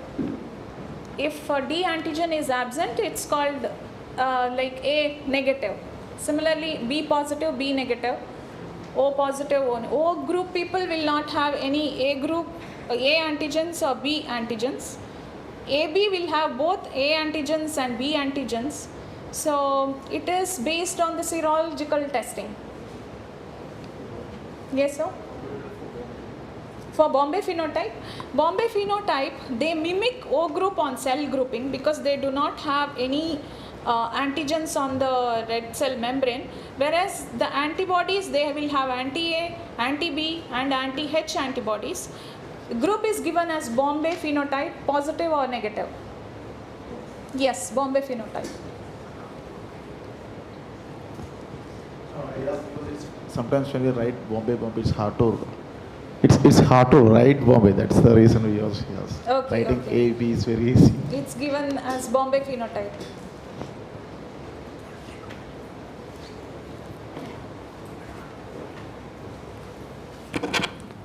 Thank you, ma'am, for your insightful speech on blood donation. I request Rotarian Renu Jairam to hand over a token of appreciation to Dr. Shami.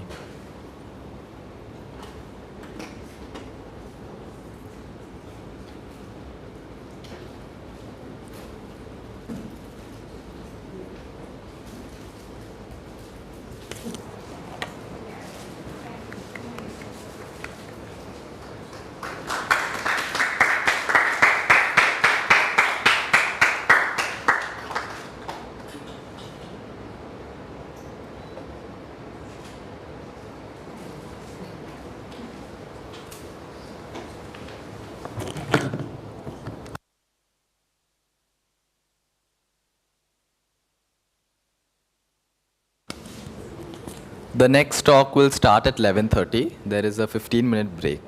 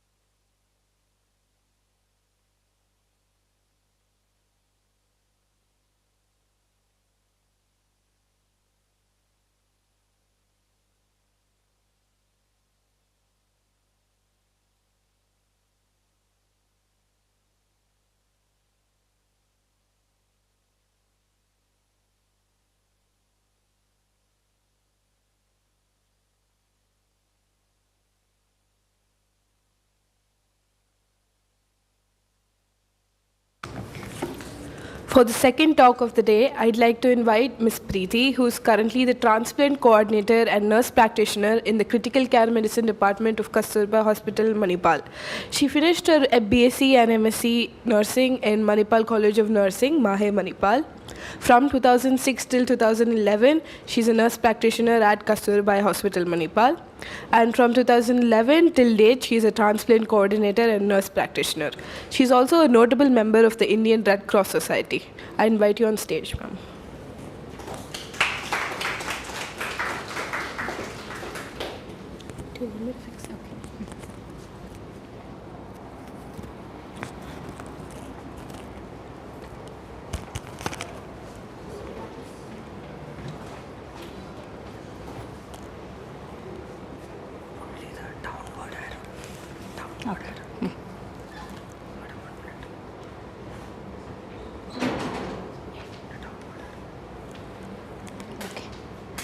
So, namaste, good morning. Can you sit front of the seats? Just we will have discussion. Come front, no?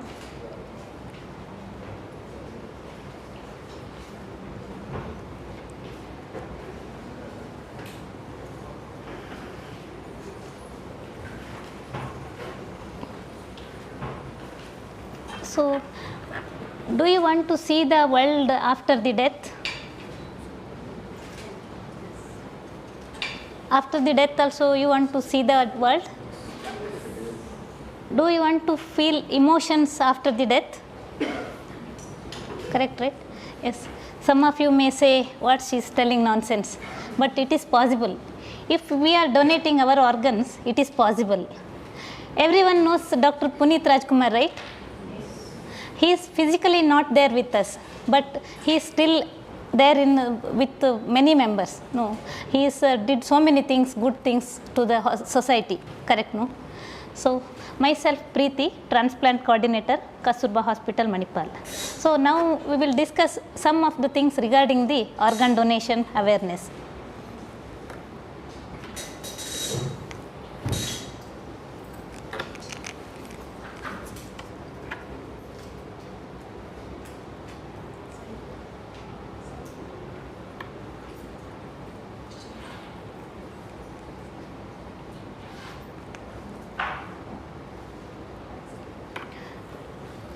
So lord Ganesh ಎಲ್ರಿಗೂ ಗೊತ್ತಿದೆ ಅಲ್ವಾ? ಏನು specialities ಇದೆ ಗಣೇಶನಲ್ಲಿ? What speciality is there in lord Ganesh? Organ transplanted case in our mythology, and it's actually I'm also from that field, that's why I'm explaining. It's a xenotransplant, and transplant surgeon was Lord Ishvara, and we can see all the recipients, all the features in Lord Ganesha, like swollen face, dark, stout body, that is a side effect of immunosuppressive drug. Then we can say that Ganesha, because it's childhood transfer, because during his childhood age only got transplant, that's why his growth may be retarded, okay, because of that medicines. And one in the stories we can see that when he got head transplantation, after that Lord Ishvara made him to drink a decoction, and which we can say that nowadays immunosuppressive drug. Okay, so all those things, and maybe we can tell that maybe Parvati is transplant coordinator. Yeah. She forced Lord Ishvara to go for the transplantation, and their donor was an elephant, and here once again we can say that, because maybe I don't know how many of you know this story. Actually that elephant, we know only this much, when Parvati forced Ishvara to bring the life of that boy back, he told his ganas to bring the head of a person. It doesn't mean that human being, any creature which is sleeping, keeping its head towards the north. But we read that most of we know that, okay, it is an elephant which was sleeping, keeping its head towards the north. But thing is here, when we read the Puranas, we can come to know that here thing is that elephant which slept keeping its head to the north, actually it was doing a tapasya, and it just kept its head only living, and below the neck it was not like in a functional state. So we can say that it is like it is not brain dead, because here brain was working. We can say that it is body was like lower part of the neck was dead and upper part of the neck was live. So it is a neck and head transplant. We don't know, in future we can see this type of deaths also. We don't know. Okay. So this is the story what I know, ma'am. Yeah. So maybe it is different from your this correct. point of view. Okay. Yeah. Thank you. He is the logical transplanted God. So what we do for ourselves will die with us. What we do for others remain immortal. Life is amazing. Pass it on. So what do you mean by organ donation? Organ donation ಅಂದರೆ ಏನಿರ್ಬೋದು? Blood donation ಕೇಳಿದ್ದೇವೆ, ಈಗಷ್ಟೇ ಆಯಿತು. Blood donation ಮಾಡಿದರೆ ಈ ಥರ ಒಳ್ಳೆಯದಿದೆ. But blood donation ಮಾಡಿದಾಗ ಪುನಃ ಪುನಃ ಬ್ಲಡ್ ಉತ್ಪತ್ತಿ ಆಗುತ್ತೆ. ಬಟ್ ಆರ್ಗನ್ ಡೊನೇಷನಲ್ಲಿ ಈಗ ನಮ್ಮ ಹತ್ರ ಇರೋದೇ ಒಂದೊಂದು ಆರ್ಗನ್, ಅದನ್ನು ಹೇಗೆ ಡೊನೇಟ್ ಮಾಡುವಂಥದ್ದು ಅಲ್ವಾ? ಎಲ್ಲರೂ ತಲೆಯಲ್ಲಿ ಅದು ಕ್ವಶನ್ ಬರುತ್ತೆ. ಸೊ ಏನು ನೋಡೋಣ ಆರ್ಗನ್ ಡೊನೇಷನ್ ಅಂದರೆ. So organ donation is the process when a person allows an organ of their own to be removed and transplanted to the another person legally, either by consent while the donor is alive or dead. ನಾವು ಎಲೈವ್ ಇರುವಾಗಲೇ organ donation ಬಗ್ಗೆ pledge ಮಾಡ್ಬೋದು. ಇದರಿಂದ ಏನು ಲಾಭ ಇದೆ? ನಾವು organ ಡೊನೇಷನ್ನಿಗೆ ಎಲೈವ್ ಇರುವಾಗಲೇ ಪ್ಲೆಜ್ ಮಾಡೋದ್ರಿಂದ ಏನು ಲಾಭ ಇದೆ ಹೇಳ್ಬೋದಾ ಯಾರಾದರೂ? ಡೆಡ್ ಆದ ನಂತರ, ಈಗ ನಾವು ಡೆತ್ ಆದ ನಂತರ ಡೊನೇಷನ್ ಮಾಡಲಿಕ್ಕೆ ನಮಗೆ ಮನಸ್ಸಿದ್ರೆ ಆಗ್ತದಾ? ಆಗೋದಿಲ್ಲ ಅಲ್ವಾ? ಅದಕ್ಕೋಸ್ಕರ ನಾವು ಜೀವಂತ ಇರುವಾಗ ಪ್ಲೆಜ್ ಮಾಡಬೇಕು. ನಾವು ಜೀವಂತ ಇರುವಾಗ ಪ್ಲೆಜ್ ಮಾಡಿದರೆ, ಸೊ ಯಾರ ಹತ್ರ ಕೇಳಬೇಕು ಅಥವಾ ರಿಲೇಟಿವ್ ಹತ್ರ ಪರ್ಮಿಷನ್ ಕೇಳಬೇಕಾಗಿಲ್ಲ. ಸೊ ಅವರು ಅದು ಪ್ಲೆಜ್ ಮಾಡಿದ ಕಾರ್ಡ್ ಇರ್ತದೆ, ಸೊ ಆರಾಮಾಗಿ ಕೊಡ್ಬೋದು. ಈಗ ಮೊನ್ನೆ ಹಾಗೆ ಆಯಿತು, ನನ್ನ ಪಪ್ಪ 5 days ಬಿಫೋರ್ ಡೆತ್ ಆಗಿತ್ತು. ನಾನು ಹೇಳಿದೆ ಅವರದ್ದು ಕಣ್ಣು ಕೊಡ್ಬೋದು, ಸ್ಕಿನ್ ಕೊಡ್ಬೋದು ಅಂದರೆ ಅವ್ರು ಹೆಲ್ದಿ ಆಗಿದ್ದು. ಬಟ್ ಬ್ರಾಡ್ ಡೆಡ್, ಮನೆಯಿಂದ ಹಾಸ್ಪಿಟಲ್ ಬರೋದು ಬ್ರಾಡ್ ಡೆಡ್, ಅದು ಯಾವ ಕಾಸ ಇರಲಿಲ್ಲ. ನನ್ನ ಪಪ್ಪ ಎಜುಕೇಟೆಡ್, ಅವ್ರಿಗೆ ಅದ್ರ ಬಗ್ಗೆ ಅವೇರ್ನೆಸ್ ಇತ್ತು, ಬಟ್ ಕೊಡ್ಲಿಕ್ಕೆ ಆಗಲಿಲ್ಲ. ಸೊ ಈ ಪ್ರಾಬ್ಲಮ್ ಬರಬಾರ್ದಂತ ನಾವು ಬದುಕಿರುವಾಗ ನಾವು ಪ್ಲೆಜ್ ಮಾಡಿದರೆ ಯಾವ ಪ್ರಾಬ್ಲಮ್ ಬಂದರೆ ಆರಾಮಾಗಿ ನಾವು ಡೊನೇಟ್ ಮಾಡ್ತೀವಿ. Okay, thank you ma'am. So these all the organs. What is a organ? An organ is part of the body that performs a specific functions like heart, kidney, liver. What is tissue? Tissue means a group of cells performing a particular functions in the human body like bone, skin, cornea of the eyes, heart valves, blood vessels, nerves and tendons. Tissues ಕೂಡ donation ಮಾಡ್ಬೋದು. ಇದ್ರ ಬಗ್ಗೆ ಏನಾದರೂ awareness ಇದೆಯಾ? Skin donation ಕೇಳಿದ್ದೀರಾ? Skin donation ಇರೋದ್ರಲ್ಲಿ ಅಗತ್ಯವಾಗಿ ಬೇಕಾಗುವಂಥದ್ದು skin. ಈಗ ಏನಾದರೂ ಬರ್ನ್ ಕೇಸು, ಸುಟ್ಟ ಗಾಯ ಏನಾದರೂ ಆದರೆ, ಈಗ ನಾವು ಹಾಸ್ಪಿಟ್ಲಲ್ಲಿ ಅದಕ್ಕೆ ಸೇಫ್ಟಿ ಗ್ಲಾಸ್ ಅಂತ ಹಾಕ್ತೇವೆ. ಒಂದು 4x4 ಇರುತ್ತೆ, ಅದರ ಕಾಸ್ಟ್ ಅರೌಂಡ್ 2000 ತನಕ ಇರುತ್ತೆ. ಅದನ್ನು ಹಾಕಿದರೆ ಒಂದು after 2 days we have to remove that dressing. Then again we have to see the wound. If whether sometime wound will heal, sometime wound will be same like before. But even ನಾವು ಆ ಸ್ಕಿನ್ನ safety glass ಬದಲಿಗೆ ಆ skin ಹಾಕಿದರೆ next ಯಾವುದೇ treatment ಬೇಕಾಗಿರೋದಿಲ್ಲ. Automatic ತಮ್ಮ skin ಇಮಿಡಿಯೇಟಾಗಿ start ಆಗುತ್ತೆ, growth ಆಗಲಿಕ್ಕೆ ಸ್ಟಾರ್ಟ್ ಆಗುತ್ತೆ. ಸೊ ಅಷ್ಟು ನೆಸೆಸಿಟಿ ಇದೆ. ಪ್ರತಿಯೊಬ್ಬರು ಕೂಡ ಇಲ್ಲಿರುವವರು ನೀವು ಕೂಡ ಅದ್ರ ಬಗ್ಗೆ ಅವೇರ್ನೆಸ್ ತಗೊಳ್ಬೇಕು, ಇನ್ನೊಬ್ರಿಗೆ ಕೂಡ ಅದ್ರ ಬಗ್ಗೆ ಹೇಳಬೇಕು.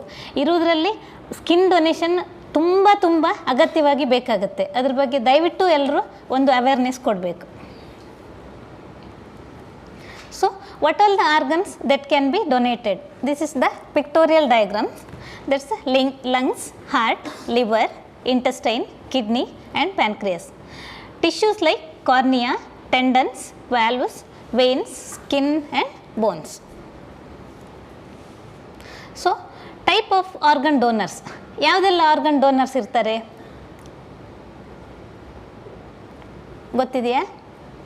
There are 2 types of organ donors. One is living donor, another is deceased donors. Living donor ಅಂತ ಹೇಳಿದರೆ any person not less than 18 years of age who voluntarily authorize the removal of any of his organs or tissue during his or her lifetime. In case 18 yearsಗಿಂತ ಮೊದಲು ನಮಗೆ organ donation ಮಾಡಬೇಕಾಗಿದ್ರೆ ಏನು ಮಾಡಬೇಕು? ನಮಗೆ wish ಇರುತ್ತೆ, before 18 years we wanted to donate the organs, but what we have to do? Before 18 years driving ಮಾಡ್ಬೋದಾ? ಇಲ್ಲ ಅಲ್ವಾ? So before 18 years ನಮ್ಗೆ ಏನೇ ಬೇಕಿದ್ರು legal permission from the parents permission ತಗೊಂಡು ಆರ್ಗನ್ ಪ್ಲೆಜ್ ಮಾಡ್ಬೋದು. So having A serious conditions like actively spreading cancers, HIV, diabetes, kidney disease or heart disease can prevent you from the donating organs.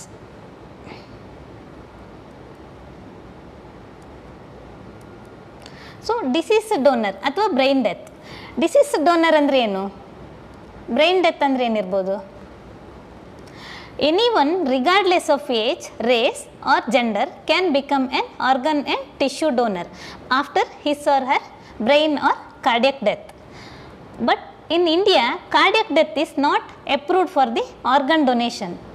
So cardiac death ಆದ ನಂತರ ನಾವು ಯಾವುದೆಲ್ಲ ಆರ್ಗನ್ಸನ್ನು donate ಮಾಡ್ಬೋದು? ಇಲ್ಲಿ mention ಮಾಡಿದ್ದಾರೆ cardiac death is not approved for the organ donation. But cardiac death ಆದ ನಂತರ ನಾವು ಕೆಲವೊಂದನ್ನು ಡೊನೇಟ್ ಮಾಡ್ತೇವೆ. ಯಾವುದನ್ನೆಲ್ಲ ಡೊನೇಟ್ ಮಾಡ್ಬೋದು? ಯಾರಿಗಾದರೂ ಐಡಿಯಾ ಇದೆಯಾ? S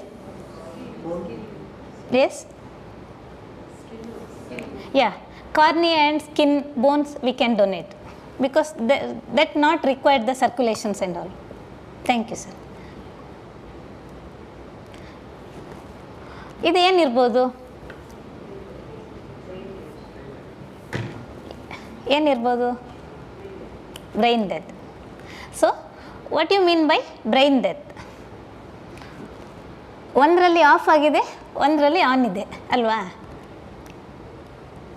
so brain death is defined as irreversible loss of functions of the brain including the brain stem. The 3 essential findings in the brain death are coma, absence of brainstem reflex and apnea. Brain death is the stage of life where the brain ceases the activity, however the heart and other organs kept working in the life support systems. ನಾವು ಒಂದು ಸಲ patient ಹಾಸ್ಪಿಟ್ಲಿಗೆ ಬಂದಾಗ ಅವರು brain death ಅಂತ confirm ಆಗುವಾಗ ನಾವು immediate ಅವರನ್ನು ವೆಂಟಿಲೇಟ್ರಿಗೆ ಕನೆಕ್ಟ್ ಮಾಡ್ತೇವೆ. ಯಾಕಂತ ಹೇಳಿದರೆ ಅವರ ಉಳಿದ ಆರ್ಗನ್ಸ್ ಪರ್ಫ್ಯೂಷನ್ ಆಗ್ತಾ ಇರುತ್ತೆ, ಹಾರ್ಟ್ ಬೀಟು ಅಥವಾ ರೆಸ್ಪಿರೇಷನ್ ಕಂಟಿನ್ಯೂ ಮಾಡಲಿಕ್ಕೋಸ್ಕರ ಪೇಷಂಟನ್ನು ವೆಂಟಿಲೇಟ್ರಲ್ಲಿ ಹಾಕಿ ಇಟ್ಟಿರ್ತೇವೆ.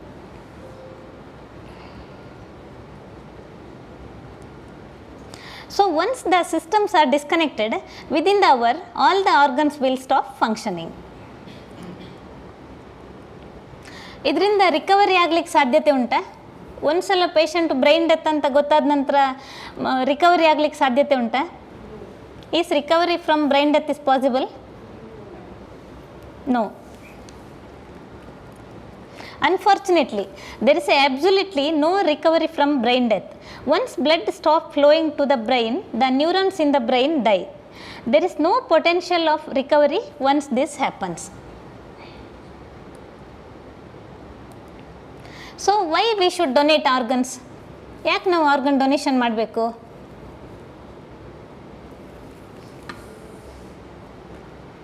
ಯಾಕೆ ನಾವು ಆರ್ಗನ್ ಡೊನೇಷನ್ ಮಾಡಬೇಕು?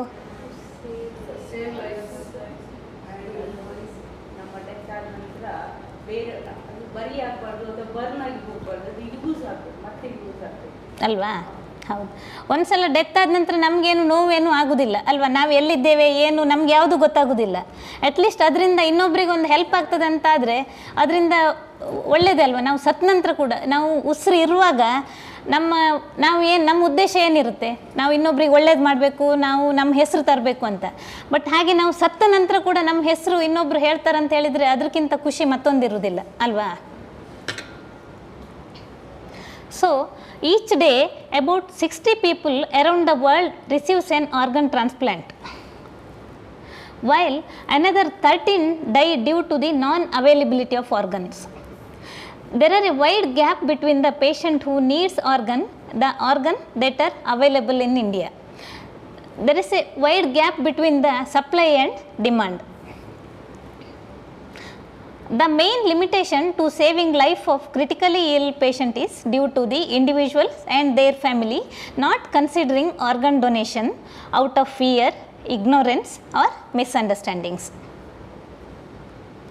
According to survey in India, every year about 5 lakh people die because of non-availability of organs, around 2 lakh people dies due to the liver disease, and 50,000 people dies because of heart disease. Moreover, 1,50,000 people are waiting for kidney transplant, but only 5,000 gets among them. So, due to the lack of awareness, there are myths and fears among the people about the organ donation. So, why family is not willing for the organ donation? ಇಷ್ಟೆಲ್ಲ ನೀಡಿದ್ರು ಕೂಡ ಫ್ಯಾಮಿಲಿಯವರು willing ಇರುವುದಿಲ್ಲ, ಯಾಕಾಗಿ ಇರ್ಬೋದು? Traditional. Then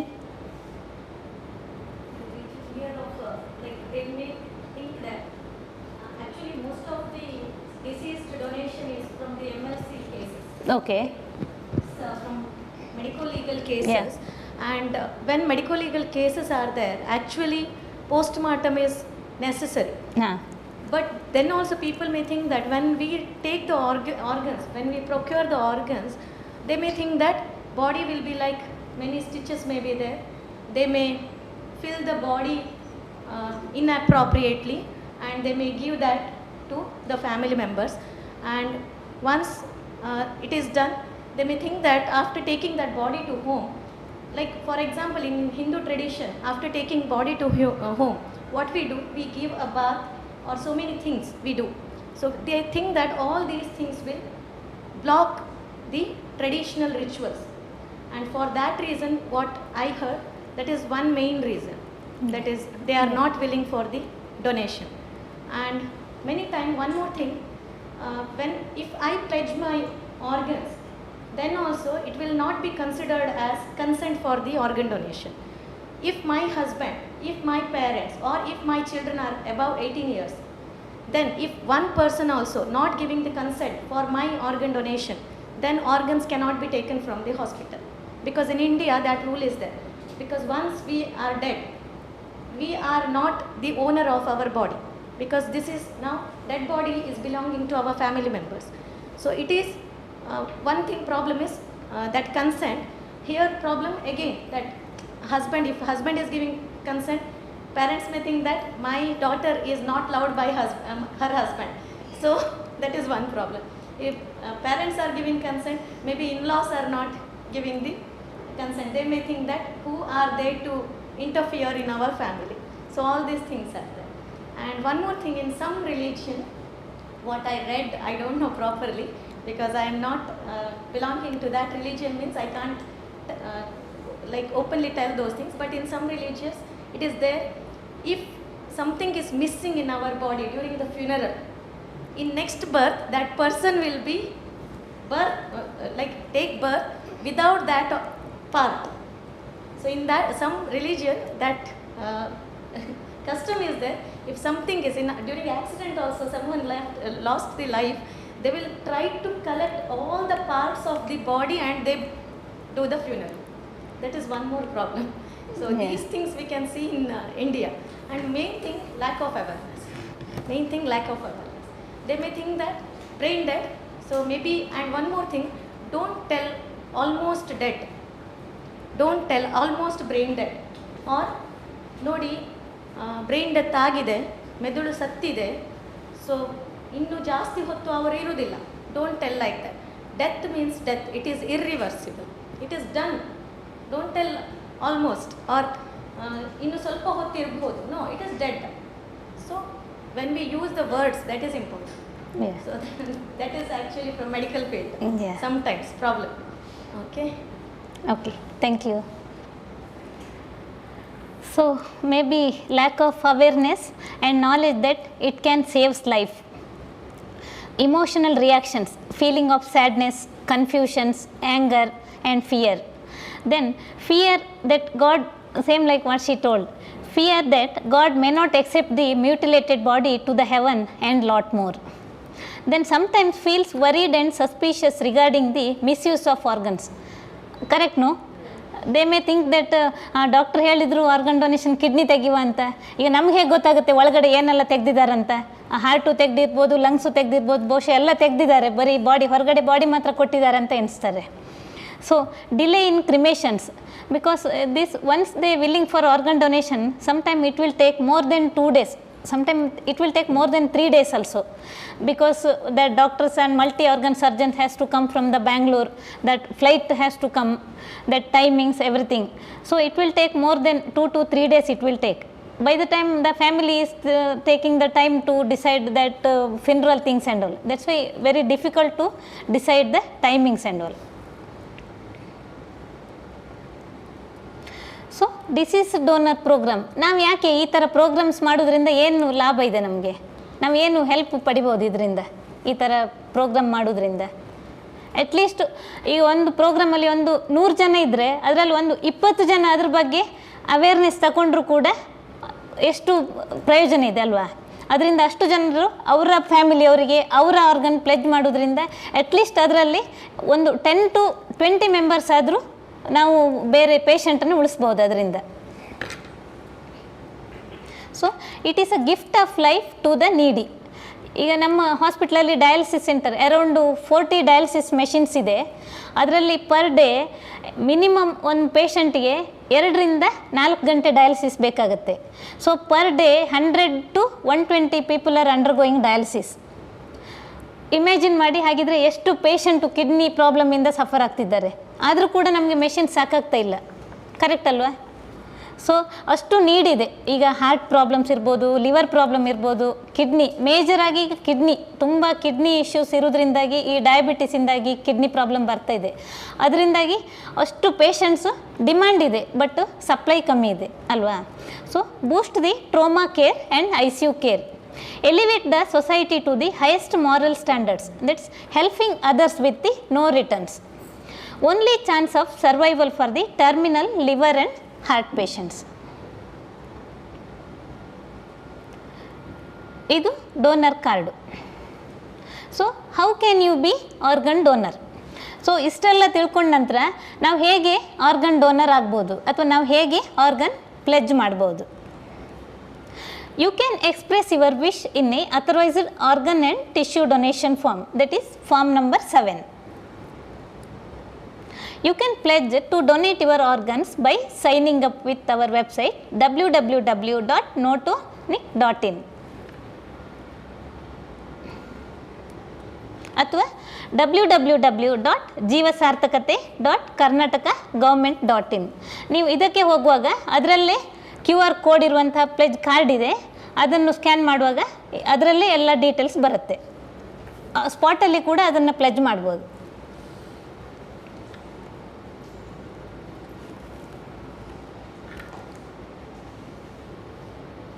www.jeevasarthakate.karnatakagovernment.in.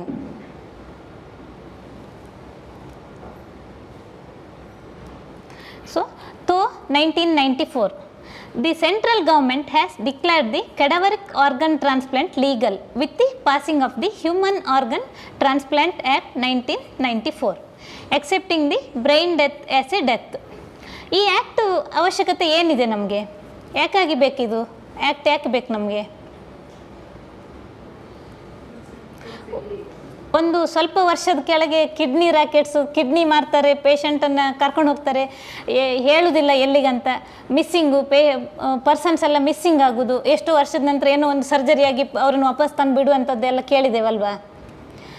ಕೆಲವರು ಹಣಕ್ಕಾಗಿ ಈಗಲೂ ಕೂಡ ಬಾಯಿ ಮಾತಲ್ಲಿ ಹೇಳುವಂಥದ್ದಿದೆ, ನನ್ನ ಹತ್ರ ದುಡ್ಡಿಲ್ಲ ಮಾರೆ, ಬೇಕಿದ್ರೆ ಒಂದು ಕಿಡ್ನಿ ಕೊಡ್ತೇನೆ ಅಂತ ಅಲ್ವಾ? ಹೌದು, ಬಟ್ ಅದು ಸಾಧ್ಯ ಉಂಟಾ? ಈಗ ನಮ್ಮ ಹತ್ರ ದುಡ್ಡಿಲ್ಲ, ಕಿಡ್ನಿ ಉಂಟಂತ ಹೇಳಿದರೆ ಯಾರಾದರೂ ತಗೊಳ್ತಾರ ಅಥವಾ ಕೊಡಲಿಕ್ಕೆ ಯಾರಾದರೂ ರೆಡಿ ಇರ್ತಾರಾ? ಅಲ್ವಾ? ಸೊ ಅದಕ್ಕೋಸ್ಕರ ಈ ಆ್ಯಕ್ಟು ತಗೊಂಡು ಬಂದಿದ್ದಾರೆ. Accepting the brain death as A death, at least ಇದರಿಂದಾಗಿ ಆರ್ಗನ್ಸ್, ಮಲ್ಟಿಪಲ್ ಆರ್ಗನ್ಸನ್ನು ಡೊನೇಟ್ ಮಾಡ್ಬೋದು. ಇದೊಂದು happiness after the kidney transplant small videos.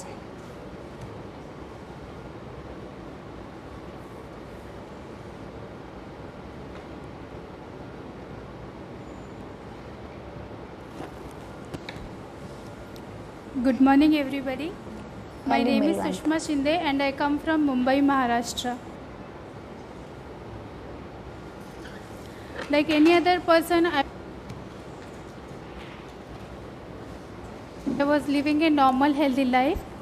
I'm basically a civil engineer and I was working in IT for almost 8 years. Then in July 2008 my life changed.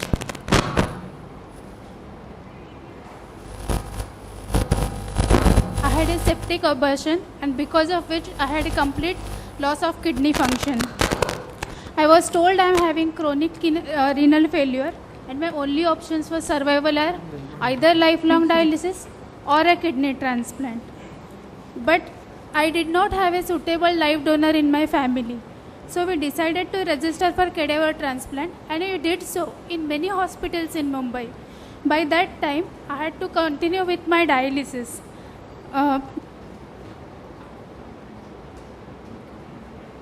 Believe me, life on dialysis is not easy. At least for me, it was not easy. Nothing is normal. Your whole life revolves only around the dialysis center. You cannot go out like normal people.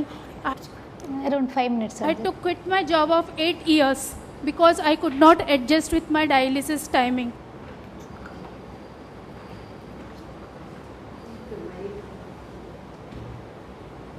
I was really frustrated and wanted to do something else. I even tried alternative therapies like acupuncture, acupressure, Ayurvedic medicine, but nothing helped because I had total loss. I had cortical necrosis of kidney and there was no hope other than transplant or dialysis.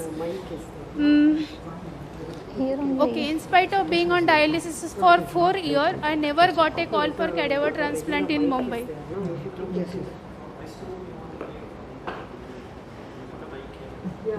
Yes. That's the thing. Can you play it from the beginning? Go. Which one? Yes, yes. No. Which mic? On the mobile phone you play this. Madam, no, it's okay.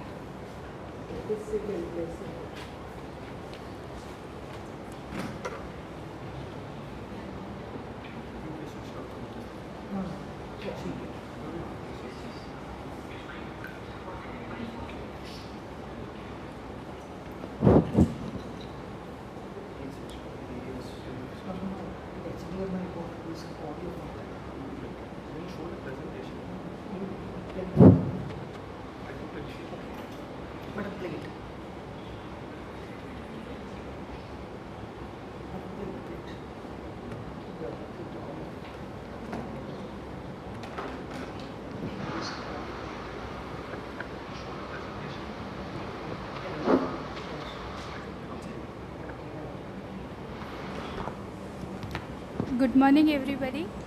My name is Sushma Shinde and I come from Mumbai, Maharashtra. Like any other person, I was living a normal healthy life. I'm basically a civil engineer and I was working in IT for almost 8 years. Then in July 2008 my life changed. My name is Sushma Shinde and I come from Mumbai, Maharashtra. I had a septic abortion. Like any other person, I was living a normal healthy life. Function. I was told I am having chronic renal failure. The only options for survival are either lifelong dialysis or a kidney transplant. But I did not have a suitable life donor in my family. So we decided to register for cadaver transplant and I did so in many hospitals in Mumbai. By that time, I had to continue with my dialysis. Believe me, life on dialysis is not easy. At least for me, it was not easy. Nothing is normal. Your whole life revolves only around the dialysis center. You cannot go out like normal people. I had to quit my job of 8 years because I could not adjust with my dialysis.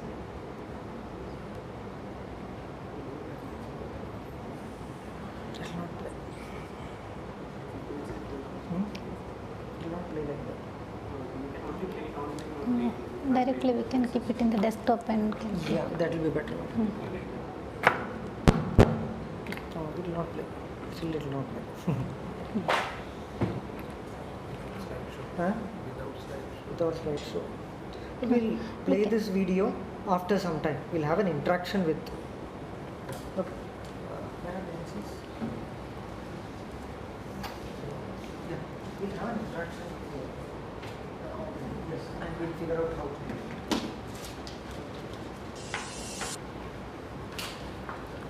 So, brain dead case, before you declare to the patient party, you will do the test. I heard this apnea test. Yeah, It yes. will be done 2 times for the conversion. Is this for only organ donation patients or it will be routine for all? It's mandatory for all the patient, all the brain dead patient, we have to do the apnea test. That is not necessary to 2 times. If it is undergoing organ transplant, then we have to do the 2 times. Otherwise, for confirmation of the brain death, we have to do the apnea test. It is mandatory. Few incidents, ma'am, in the newspaper it will come after 8 hours when patient relatives preparing for the funeral, the patient suddenly sit down and talk. Yeah. So why this, even after doing this apnea test, why these incidents are happening? Yeah, because no, ಈ sympathetic movements, ಅದು spinal cord ಇರೋದ್ರಿಂದ spinal cord movements even brain death ಆದರೂ ಕೂಡ spinal cord movement ಇರೋದ್ರಿಂದ ಸ್ವಲ್ಪ jerking ಥರ ಇರ್ತದೆ. ಎಲ್ಲ ಪೇಷಂಟ್ಸಲ್ಲಿ ಇರೋದಿಲ್ಲ, ಕೆಲವೊಂದು ಪೇಷಂಟ್ಸಲ್ಲಿ ಆ ಥರ ಸಡನ್ನಾಗಿ ಸ್ವಲ್ಪ ಕೈ ಕಾಲು ಬೆಂಡ್ ಮಾಡುವಂಥದ್ದು, ಬೇರೆ ಯಾವುದು ಮೂಮೆಂಟ್ಸ್ ಏನೂ ಇರೋದಿಲ್ಲ, ಜಸ್ಟ್ ರಿಫ್ಲೆಕ್ಸ್ ಮಾತ್ರ. ಇದು ಕಾಲು ಮತ್ತು ಕೈ ಸ್ವಲ್ಪ ಮೂಮೆಂಟ್ ಇರ್ತದೆ, ಆದರೆ ಎಲ್ಲ ಪೇಷಂಟ್ಸ್ ಇರುವುದಿಲ್ಲ. ಅದು because of spinal cord sympathetic movement ಅಂತ ಹೇಳ್ತೇವೆ ಅದನ್ನು.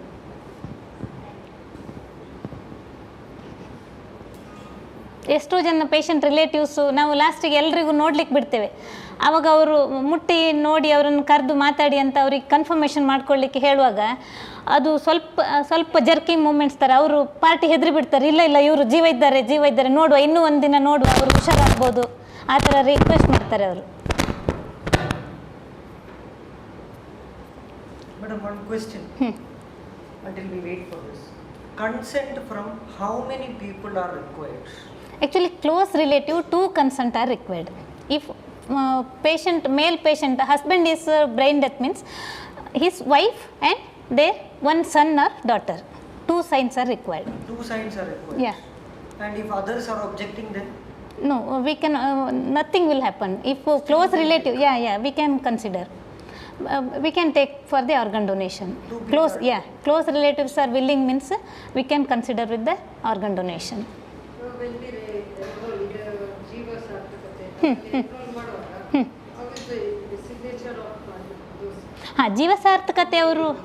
ಜೀವಸಾರ್ಥಕತೆಯವರು ಬರುವುದು ಯಾಕಂತ ಹೇಳಿದರೆ ಅದು ಗೌರ್ಮೆಂಟ್ ಸೈಡಿಂದ ಬರುವಂಥದ್ದು. ಅವರು ಯಾಕಂತ ಹೇಳಿದರೆ ಆರ್ಗನ್ ಡೊನೇಷನ್ ಅಂಡರ್ ಗೌರ್ಮೆಂಟಲ್ಲಿ ಆಗುವಂಥದ್ದು, ಅವರ ಸೈನು ಅವರ ಕನ್ಸಂಟ್ ಬೇಕಾಗತ್ತೆ. ಅದಕ್ಕೆ ಹಾಸ್ಪಿಟಲ್ ಸೈಡಿಂದ ನಾವು ಯಾವುದೇ ಆರ್ಗನ್ ಡೊನೇಷನ್ಗೆ ಕನ್ಸಂಟ್ ತಗೊಳ್ಬೇಕಾಗಿರೋದಿಲ್ಲ, ಗೌರ್ಮೆಂಟ್ ಪೇಪರ್ಸಿಗೆ ಅವರು ಬಂದು ಸೈನ್ ತಗೊಳ್ಳುವಂಥದ್ದು.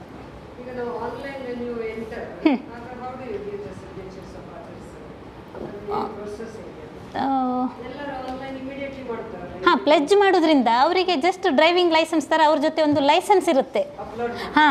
ಈ ನಮ್ಮ ಡಾಕ್ಯುಮೆಂಟೇಷನ್ ಅಪ್ಲೋಡ್ ಮಾಡಿ ನಮ್ಮ ಜೊತೆ ಒಂದು ಕಾರ್ಡ್ ಇರುತ್ತೆ ಆರ್ಗನ್ ಡೋನರ್ ಅಂತ. ಆವಾಗ ಪೇಷಂಟ್ ಆಲ್ರೆಡಿ ಅವರು ಪ್ಲೆಜ್ ಮಾಡಿರೋದ್ರಿಂದ ಅವ್ರ ಫ್ಯಾಮಿಲಿ ಅವ್ರ ಜೊತೆ ಹೇಳಿರಬೇಕು, ನಾನು ಆರ್ಗನ್ ಡೋನರು, ನಾನು ಆರ್ಗನ್ ಡೊನೇಷನಿಗೆ ವಿಲ್ಲಿಂಗ್ ಇದ್ದೇನೆ ಅಂತ. ಆವಾಗ ಮನೆಯವರಿಗೆ ಅವರ ವಿಶನ್ನು ಫುಲ್ಫಿಲ್ ಮಾಡುವಂತಹ ಒಂದು ಕೆಪಾಸಿಟಿ ಇರುತ್ತೆ.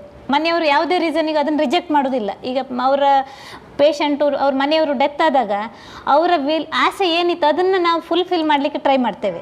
ಆವಾಗ ಹಾಗಿರುವಾಗ ಇವರು ಆಲ್ರೆಡಿ ಆರ್ಗನ್ ಡೋನರ್ ಅಂತ ಅವ್ರು ಪ್ಲೆಜ್ ಮಾಡಿದ್ದಿದ್ರೆ ನಮಗೆ ಯಾರ ಸೈನು ಅಥವಾ ಇನ್ನೊಬ್ಬರನ್ನು ಕನ್ವಿನ್ಸ್ ಮಾಡುವಂಥ ಅವಶ್ಯಕತೆ ಇರುವುದಿಲ್ಲ. Good morning. ಇಲ್ಲ ಅಂತಿದ್ರೆ ಕೆಲವರು ತಂದೆ ಮನೆಯವರು ಬೇಡ ಅಂತ ಹೇಳೋದು, ತಾಯಿ ಮನೆಯವರು ಬೇಕಂತ ಹೇಳೋದು. ಆಲ್ರೆಡಿ ಪೇಷಂಟು ಕನ್ಸಂಟ್ ಕೊಟ್ಟಿದ್ದಿದ್ರೆ ನಮಗೆ ಯಾರ ಅಬ್ಜೆಕ್ಷನ್ ಇರುವುದಿಲ್ಲ ಅವಾಗ.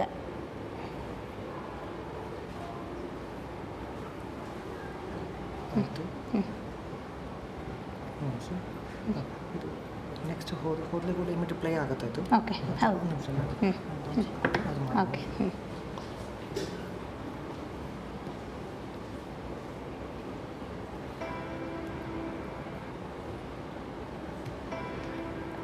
ನೋಡುವ ಸುಷ್ಮಂದೊಂದು ಹ್ಯಾಪಿನೆಸ್ ವಿಡಿಯೋಸ್ ನೋಡುವ after transplant. Good morning, everybody. My name is Sushma Shinde and I come from Mumbai, Maharashtra.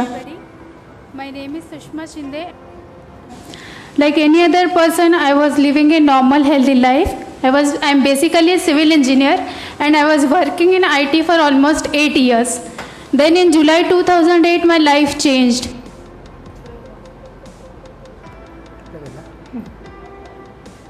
I had a septic abortion and because of which I had a complete loss of kidney function.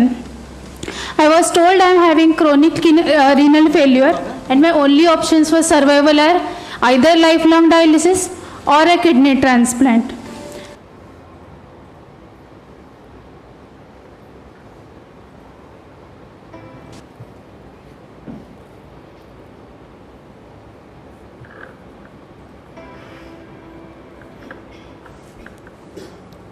Good morning, everybody. My name is Sushma Shinde and I come from Mumbai, Maharashtra. Like any other person, I was living a normal, healthy life. I'm basically a civil engineer and I was working in IT for almost 8 years. Then in July 2008, my life changed. Almost 8 years. Then in July 2008, my life changed. I had a septic abortion and because of which I had a complete loss of kidney function.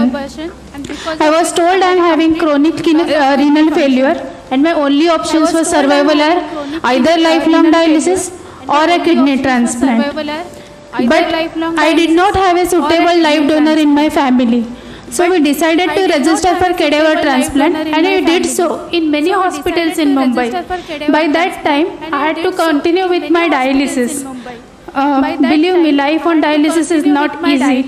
At least for me, it was not easy. Nothing is normal. Your whole life revolves only around the dialysis center. You cannot go out like normal people. I had to quit my job of 8 years because I could not adjust with my dialysis timing. I was really frustrated and wanted to do something else.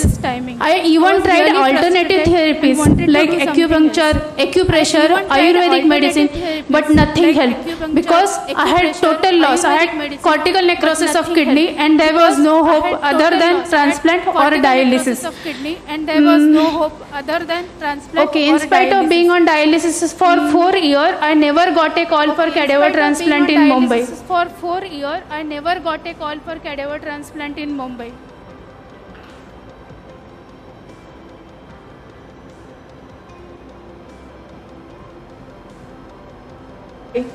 Then as my father was working here in Chennai, we decided to come here and register for cadaver transplant. I registered myself here in Fortis Mallar Hospital with help of Mr. Satish. We got all the required guidance from him and I registered here in June 2012. By that time I continued with my consultation with Dr. CMT and not to mention my dialysis in Fortis. But finally I got a call in August, 8th of August 2012 and I had my operation on surgery on 9th of August 2012 and I'm still recovering out of it, but life is better. It's really better. The first thing I'm happy about is no more dialysis for me. I can live like any other normal person, go out like a normal person and I can even think of having kids. That is the first thing. Before the transplant, my creatine level was as high as 10.8 and it used to go up to 15 also. But now it is only 0.9. Second thing I want to say is, in 4 years I had absolutely no urine output. It may seem normal to any other person who doesn't have a disease, but the day I passed my urine for the first time, that was the happiest moment in my life. You cannot imagine what it is like after 4 years. You cannot imagine what it is like after 4 years. Okay, I'm really thankful to Government of Tamil Nadu for giving me this chance and Hospital Fortis Mallar Hospital and not to mention the family of deceased donor who gave me this new life. They give me a new chance. I now have a future with my husband and hope to have children someday. Thank you. Thank you. One more success story of Miss Shreya. She studied here only.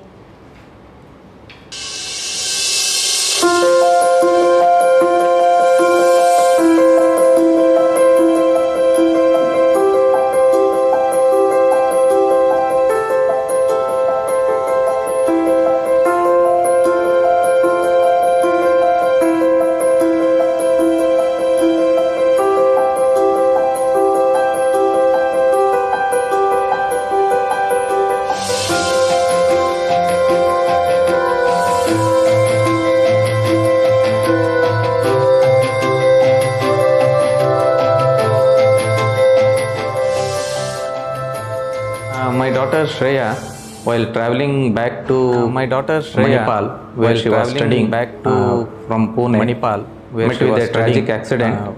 In that accident, the bus was dragged for around 100 meters. Both her hands were dragged near the elbow level. Both her hands they had to be near the elbow level. Obviously, after the amputation, I was devastated. Because I had lost both my hands and losing both my hands was quite traumatic, mentally as well as physically. I did not get time to mentally cry. as well as physically. Somehow she will get her hands back. During that moment, I did not know what was the exact plan, but later I googled and I searched everywhere. So okay, we will go for the hand transplantation. I could accept the fact that I had lost both my hands, but somewhere I did have the hope of getting new hands. I did have the hope of getting my mom. She had read about hand transplantation being done at Amrita Hospital, and so she convinced me that probably this is the best option for me. It was quite challenging for us to accept her for our transplant program. First of all, she was young for our transplant program. Secondly, we had never done a transplant at this level. When we got a suitable donor, we didn't have any hesitation to do the transplant in her. We didn't have any hesitation to do the transplant in her. Various reasons, out of which I would say the most important is to get her back into normal life. Luckily, Shreya got a donor. Luckily, Shreya got Sachin, a donor, and his parents who were wholeheartedly willing to donate hands of their son Sachin. Donate hands of Upset as well as happy at the same time, because a boy of my age, he had lost his life, and but then he would be donating his hands to me. That did make me happy. And the surgery happened on 9th August 2017. So after a month of staying in the hospital and all, I was discharged. So after a few months, I did have certain complications. After a few months, I did have by various doctors here at Amrita. But it was well managed by various doctors here at Amrita. And then as of now, after 1 year, 2 months, I'm completely fine. This was the first bilateral double upper arm transplant in whole of Asia. She had her own problems out of the immunosuppressive medications she had to take. She had to struggle a lot every day with the rehabilitation exercises and therapy. But ultimately, when you look at her results after 1 year, now she is back into life. She is enjoying life. She is doing everything on her own. She led a life of almost 11 months without hands. Now she has hands which are functioning, and she looks normal. She doesn't have to depend on me for everything. As the years pass, she will improve a lot. I can manage many of my activities all by myself, as in eating, drinking water, or my personal hygiene, wearing clothes, all of those things. So, and even my parents, they are really satisfied with the amount of work I can do with my new hands. And definitely all the aspiration and hopes that I had for myself before the accident, I feel now after the transplantation, I'll be able to fulfill them. Dr. Iyer sir is so generous and compassionate So if all the doctors are like him, I think there will be no sorrows in this world. And And one more thing I would like to add, if this hand transplantation thing was not there, I don't know what kind of life she would have led. But thanks to Amma, because in their hospital, all these things are possible. In India only, our all these doctors are so capable, and such best hospital we have in our own India. We are just happy. What gives us, our team, the immense satisfaction is the fact that being a young girl of 20, life is still open for her. We could make it happen because of this transplant.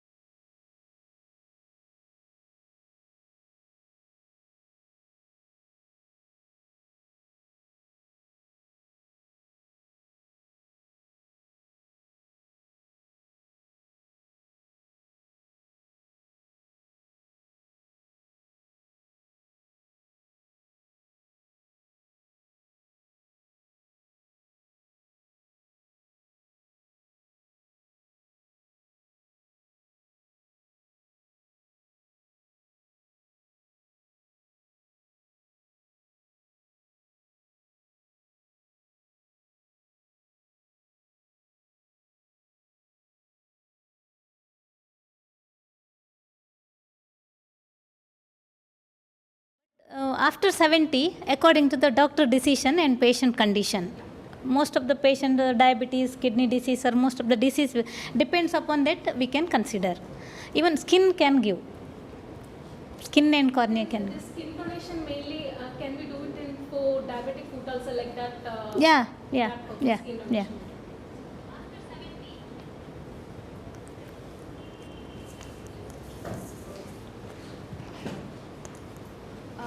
Ma'am, while the person is pledging for organ donation, so 2 mandatory consents are required.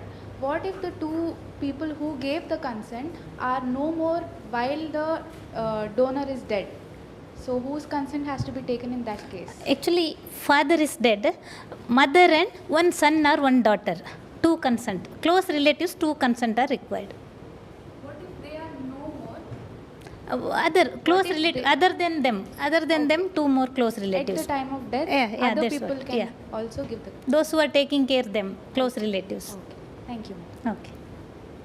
It's sort of a legally accepted representation. Yeah, that's what. Drive, Yeah. so. What if orphanage people have to donate their body? Those who are taking care of them, they can give. Yeah.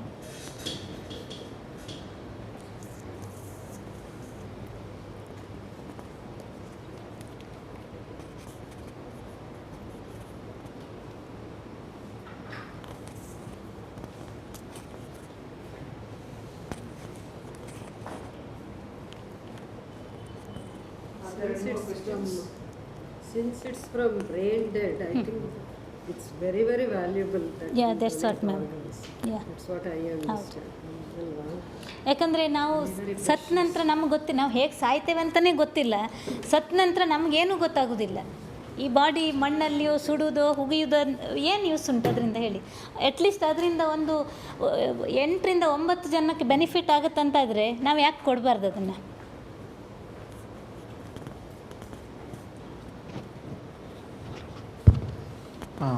Ma'am, I agree that these kind of donations has to be done out of altruism and purely out of voluntary interest. But still, I'm a volunteer who works in blood donation, and the same thing happens in that field also. But even then, in case of blood donation, we have some sort of motivational helps which we receive, like for example, you can take a day leave, or something like that. In case of an organ donation, are there any motivational factors which are available for?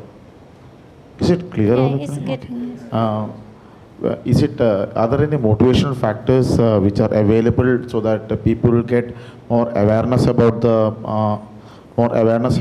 donation, and they feel motivated by certain things like that? I didn't get what. You do the promotion yeah. with the motivating Yes, sir. rewards or Yeah. something. Is there such kind of rewards or motivating program? blood Are there any promotional? For Are blood there? donors, what do you think is the motivational? There are many motivational things which are promoted by the government. For example, like take a day's leave, or they can couple the days to leaves together.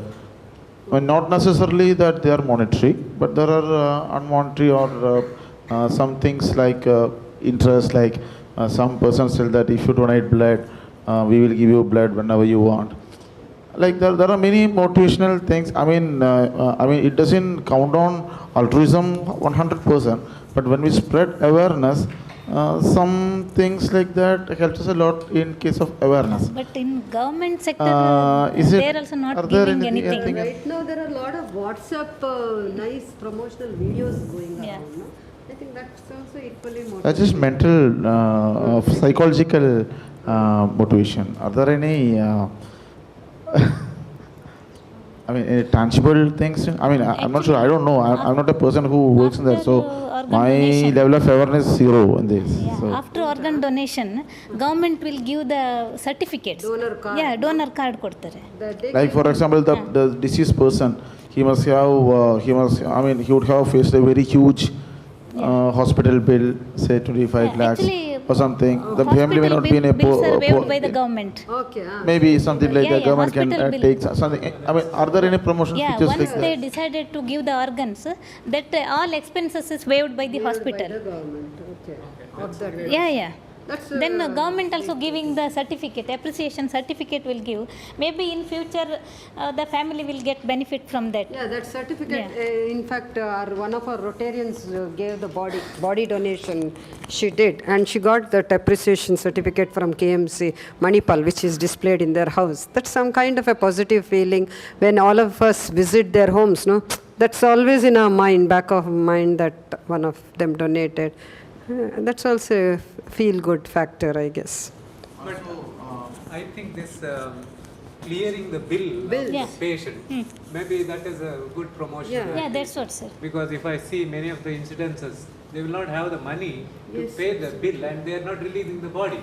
Maybe that is good promotion. Yeah, because zero payment. Once patient is ready to donate the organs, zero payment. No need to pay any bill. All the bill hospital will pay. Yeah. In the sense, not in the hospital, government will pay off that bills. Yeah. Reimburse. After the decision, then remaining or? Yeah. No. Once patient is agreed to donate the organs, from that period. First onwards. Not from the first. First onwards. After the when patient relatives are ready to donate the organs, from that moment to till end. So, ma'am, I'm a person who have pledged. I'm a person who have pledged for whole blood donation. Plus, my body has to go to a medical college after my death. I'm a person who has already done that. But I still am not sure. After I die, it's just a piece of paper. Somebody has to do that. So my relatives or whoever is sitting around me may not be in a mental state of mind for that. So is there any, what is the government or what are the facilities from the part of the medical center to procure or to approach them? See, we already have it, or to know whether the person is dead or not. I'm not sure, because just because I pledged, my body is not going to the students. I'll be buried or burned or whatever. But how can I ensure that whatever I want to happen is going to happen? Once you pledge your organs, you will get the donor card. Then by the time, you have to inform to your family members. Then you have to keep your card with your pocket whenever you are traveling. or either you can just inform to your family members. Then the family members, whenever something happened, family members will come to know that your wish is to donate the organs. Correct? No? By the time you can either you can show your family can show your donor card, either family can give direct consent.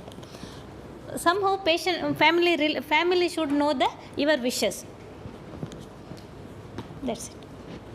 He is, I think, saying in case the family doesn't do that, right? No, the family may not, either the family may not be aware, or I may not be, for example, in my case, I'm registered with something called as Mruda Sanjeevani in Kerala. But in that, if you see, I don't have the card with me right now. Okay. But just to see the card, there is no reference number, nothing like that. That sort of card I can get from any Photoshop. Yeah. But so that cannot be taken as my consent, just showing a blank card. But somehow you have to inform to your family members. One or another will come that you are wanted to donate the organs. I think this field is evolving. So that's only we can say that kind of incidences might encourage them to change the rules and regulations. So that's good point. Yeah, that's right. So good point which you can consider for, or you can give it to the society or to the governance. Okay, thank you. Madam, just a question, continuation of that. After death, how long is the body viable for donation? Actually, if patient is brain death, we are keeping the patient in the ventilator support. Okay. That time, within a week in the sense, once patient is brain death, immediately we are informing to the family. That time we are giving the time, either 24 hours or 48 hours.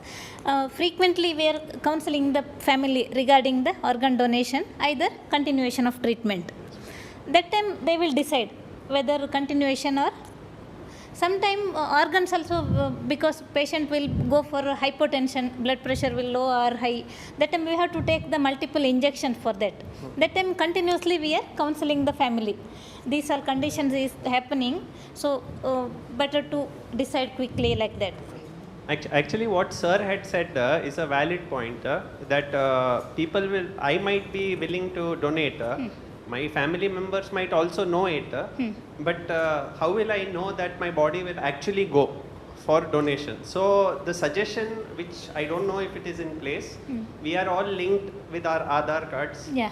Organ donation card can be linked to Aadhaar. When you are issuing the death certificate, that time Aadhaar is taken. Yeah. You can see. Then immediately before giving the death certificate, you can actually ask the family members, he is registered, can we take him? Okay. Because I don't think this mechanism is actually there. That's what, so just like a police knows that you have got a challenge, like that you can know that the patient is actually registered for organ donation. I think government should look into this. So that all private, public sector hospital, wherever you go to get a death certificate, at least they know that you are registered for organ donation, then the hospital can go forward and quicken the process. Otherwise, so that is my suggestion. I don't know if it's in place, but I think it will work.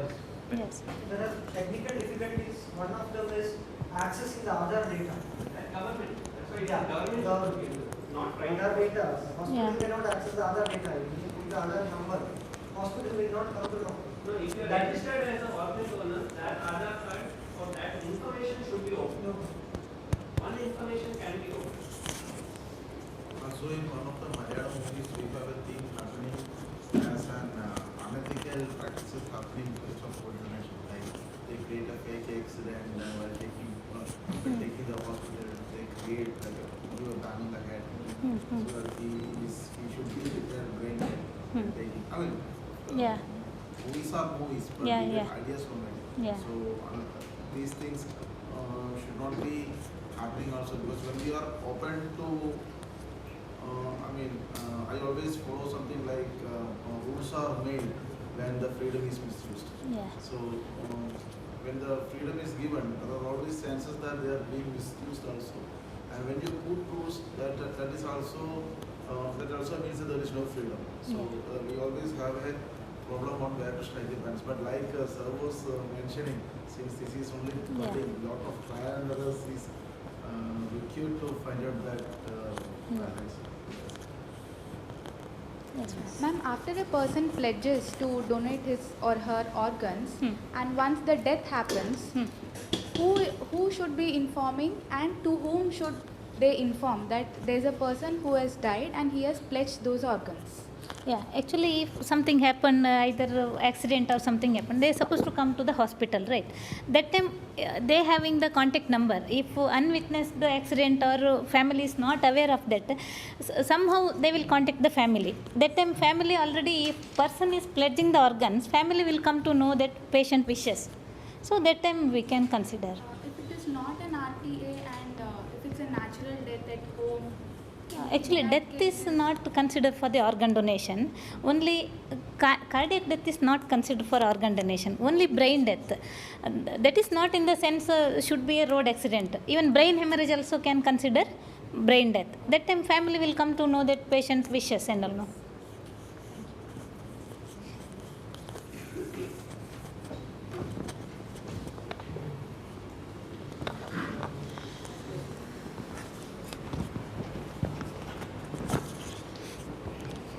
Thank you, ma'am, for that speech. I think I speak for everyone when I say that that was very inspiring. Next, I call on Rotarian Nenu Jairam to present ma'am with a memento.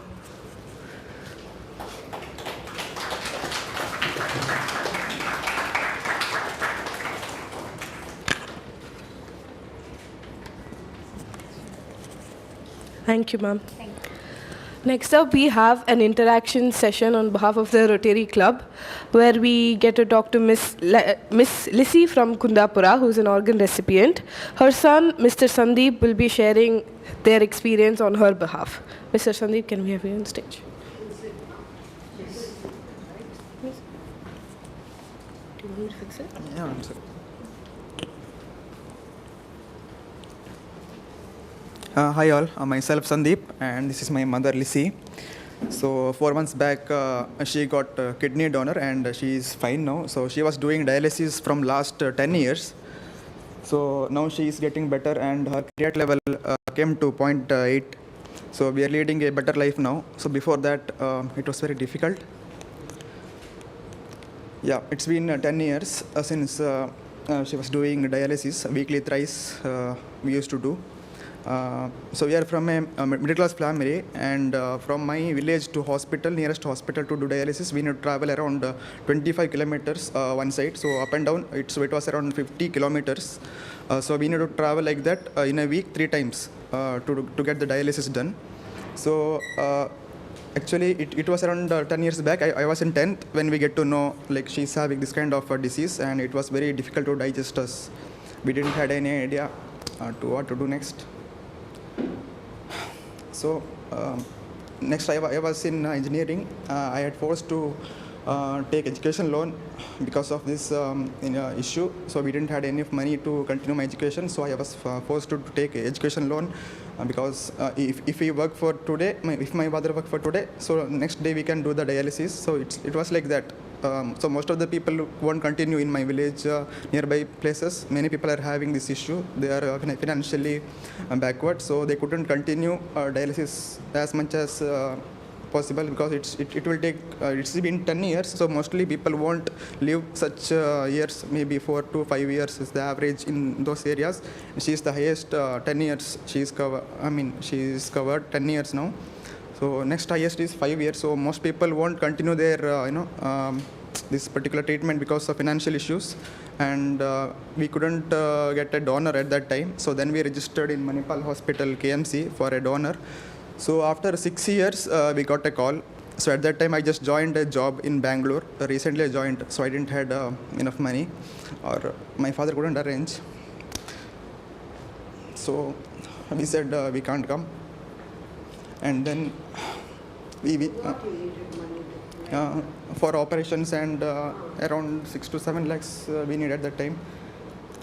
We couldn't arrange. We said to the hospital, no, we can't come this time. We thought we lost the hope. We had a hope to get her life, but we didn't have money. So I thought, anyways, they won't call again. But luckily, they called us after 4 years again. I thought they won't call, but they didn't remove our name. So they called again when they got another donor. So at that time, luckily, I was in my home. I was doing the work from home from last 2 years. I was able to help. I had a little bit money from the savings. So, but the problem was like she recently in the year of 2021 December she had her heart surgery. So her heart was blocking. So they have removed that heart and kept tissue kind of thing. So she had a major surgery on her heart. It was an open surgery, and immediately after 4 months we got a call to replace our kidney, and we had a donor, but we had a confusion whether that will be successful or not, because she had a major surgery and she was doing dialysis from last 10 years. So we didn't have a confidence to get her, but thought, okay, we have this time, I have money, I'll give it a try. I thought, I discussed with my father. He said, okay, we'll come. So we met Dr. Ravindra Prabhu. So he said, okay, we'll do the testing and all. So she had undergone many testing. They said like, yeah, we have a chance. And we met Dr. Arun Chawla sir from urology. So he has also said, yeah, we have a chance, we can do. So then that gave us a confidence. And then we proceeded with the operation. So before that, it was very difficult. We couldn't go anywhere. Weekly thrice, we have to come to the hospital.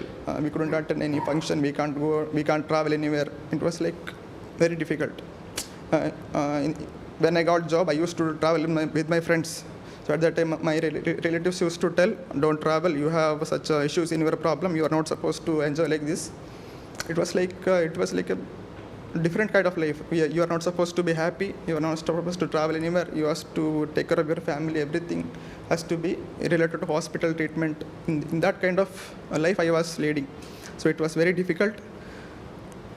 So now, after that surgery, she recovered. She's not having dialysis from last 4 months after 10 years. She's leading a different life. We are leading a different life now. I can travel anywhere, and she is from Kerala actually, her hometown, and we used to go to her hometown every year during summer vacation. From last 10 years, she is unable to visit due to these issues. We couldn't travel anywhere due to this issue. Now she's getting better. She used to recall the memories from her hometown, home and all. So I want to take her to her hometown. She's leading a better life thanks to the donor who has donated this. Otherwise, today is Monday, so today is a dialysis day. She used to be doing dialysis now at this time. So because of the donor, he was an 18-year-old boy who met with an accident due to train death. They have decided to donate his organs. So along with her, one more lady got kidney, and she is also leading a normal life now. We are meeting her, and along with he donated skin, eyes, everything. So not only the patient life, the entire family related to the patient life is getting better by donating that one person. So we can make a difference if we are able to donate our organs. We can make a difference to many families, not only the patient, those who are dependents, like their children, their husband. We can make a difference. So I request everyone to donate if possible your organs. Even after your death, you can make other people live happily.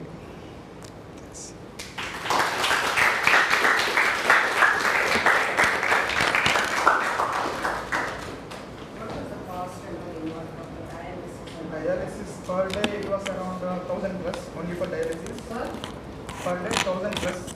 I don't know, here it is 1,200 something. So in Udhampur it was 1,000 rupees only for dialysis and medications. Along with we had to travel, so pure expenses. It was around, for 10 years I think we have spent around 50 lakhs. More than 50. She used to admit many times in Manipal also because of excess of dialysis.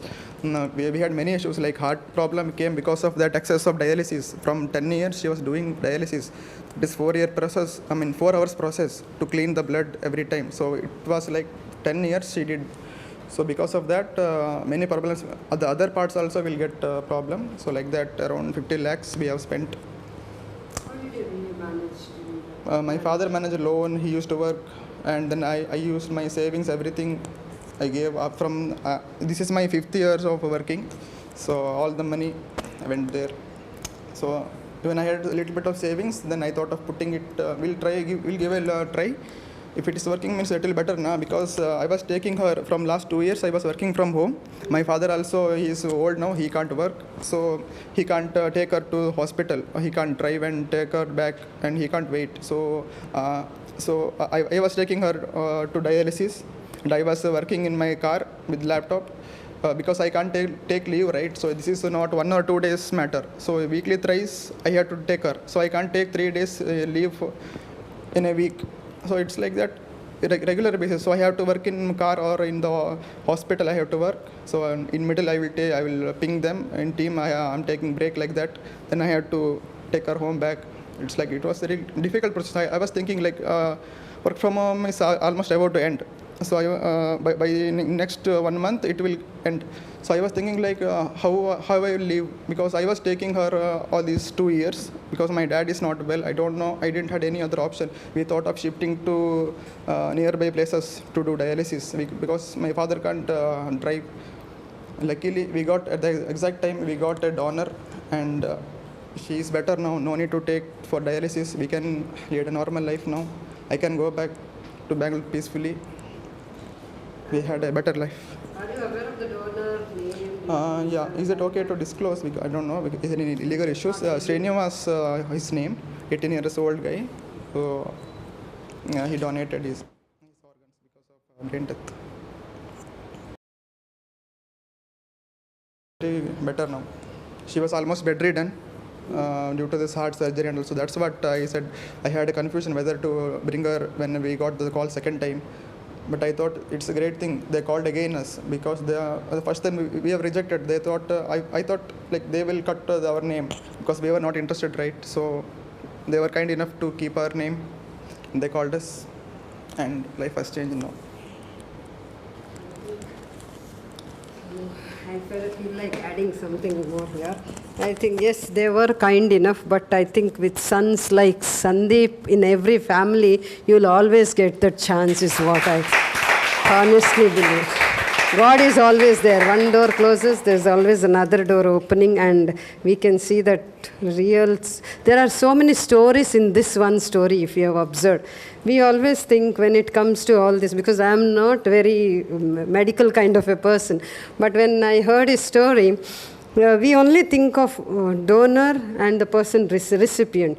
But when you hear his story, like a small thing like he was in the car working from home, that gives you goosebumps.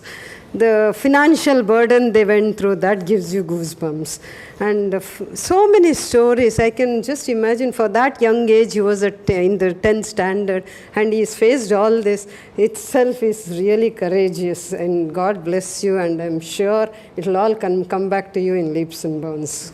God bless you so much. And also, before coming here, I went to nephrology to visit doctor. So I got to know one family, and one girl of 18 years old. She's awaiting dialysis. I felt very sad for her. If she can get a donor, she has a better life ahead. She's just 18 years old and awaiting a dialysis. That is a different kind of feeling. They're waiting for the dialysis, and soon they will be starting dialysis. Before that, if she get a donor, her life will be changing, and that's what. There are many people are like that, waiting for a donors, and we don't have enough donors, but many people are there. Personally, we know many people from Kundapur. Even in while admitting, we get to talk to different people like this dialysis who are willing to take dialysis. We thought only the financially problem will be there, but no. I met one sir, and he is a government employee, and he is retired. He said, I have enough money, but the problem is like I have my kidney got failed, and he's divorced, and nobody is there with him to support, and he's feeling like to suicide. He has money, he has everything, but he don't know how to live with this kind of disease. If he also got a donor, means he can live a normal life. There are different stories I can remember like this. People are waiting for donors, and it's a very difficult process. Lifelong we have to do dialysis regular basis. If we miss once, the patient will die. It's very difficult, no matter if it is sunny, rainy, no matter, we have to travel from long distance.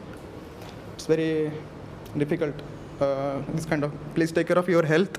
So once something happens, we can't come back like this. it's very difficult for not only the patient, the entire family has to struggle. So take care of your health and try to donate your organs once after death. Thank you.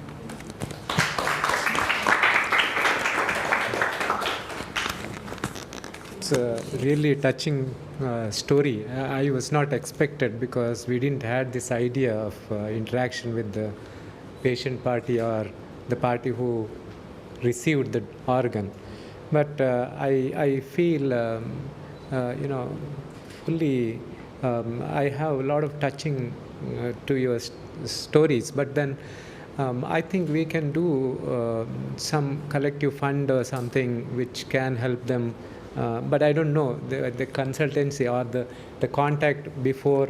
I don't know whether you communicated to the philanthropist before doing this kind of plans for your treatment or transplantation. But I think we can think of in that way where we can generate some fund which can. There are many funds. I think Rotary will also have such kind of fund for the organ receiver side also. But I don't know exactly where it is.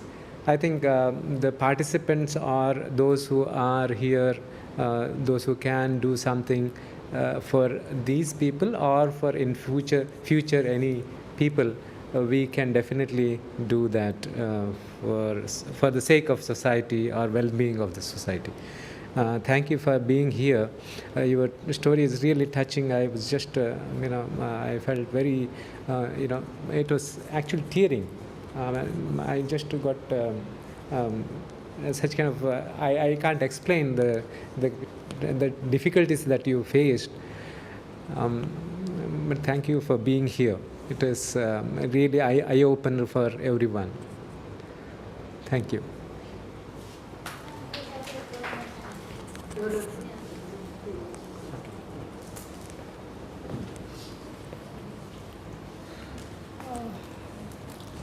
Well, 20 days before, my brother-in-law got hemorrhage.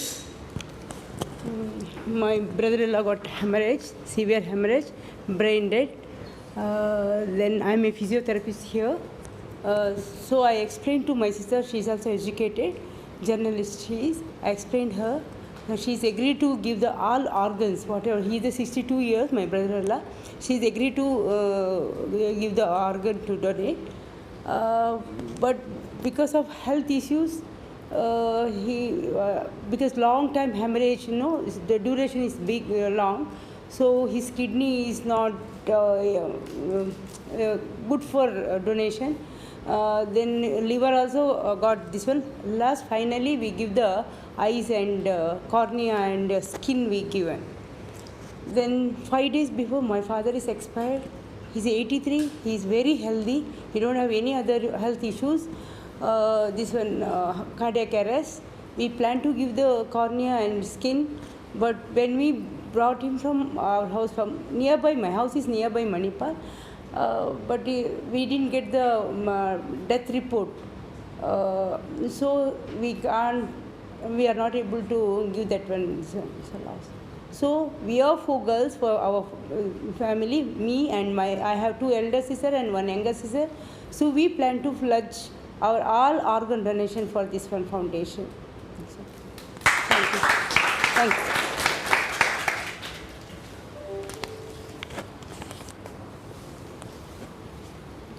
Thank you for coming here and thank you for sharing your story. We'll have a short break now. It brings this session to an end. We'll start again at 2 p.m. Is there anyone who can speak Malayalam? I can. You can speak because she can communicate in Malayalam perfectly. If there's someone who can ask her, you can just get it.